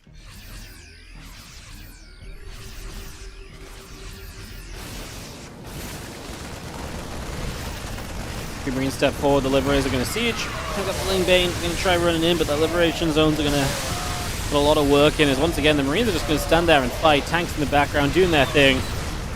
And Fiant going to type out as Cure takes the 2-0. And it's going to wrap up what is going to be our quickest group of the tournament so far. We actually had really good groups, Group A and B. Unfortunately, this Group C kind of, I don't want to say it fizzled, but I mean, Skillous Cure is very good. Just a shame it doesn't end up being enough for Skillous in the end. Yeah, GG's. The duality of groups, I mean, in Group B, Zhao and Byun and Jumi were tied 1 and 2, and Byun and Jumi went out at 1 and 2. Meanwhile, Skillous is going to go out 2 and 1. It's just a little unfortunate. Alright, guys. It's just a quick day from us. But I'm going to tap out. I've got some things to get done, so I'm not going to hang about or anything. I will, yeah. I'll be back tomorrow with Group D. Tomorrow's Group D is pretty fun. Nicoract, Bunny, Hero, and Lambo. So that's coming up tomorrow. Should be a lot of fun. Yeah, we'll be back to it tomorrow. So I'll see you guys tomorrow for more StarCraft. Set ads on the outro. If you enjoy the stream, do consider supporting like Trupitus, who just dropped the 2-month resub on the Prime. Thank you so much. So yeah, obviously keep on supporting, etc. Thanks for watching today. I'll see you guys tomorrow for more TLMC action with Group D. Bye.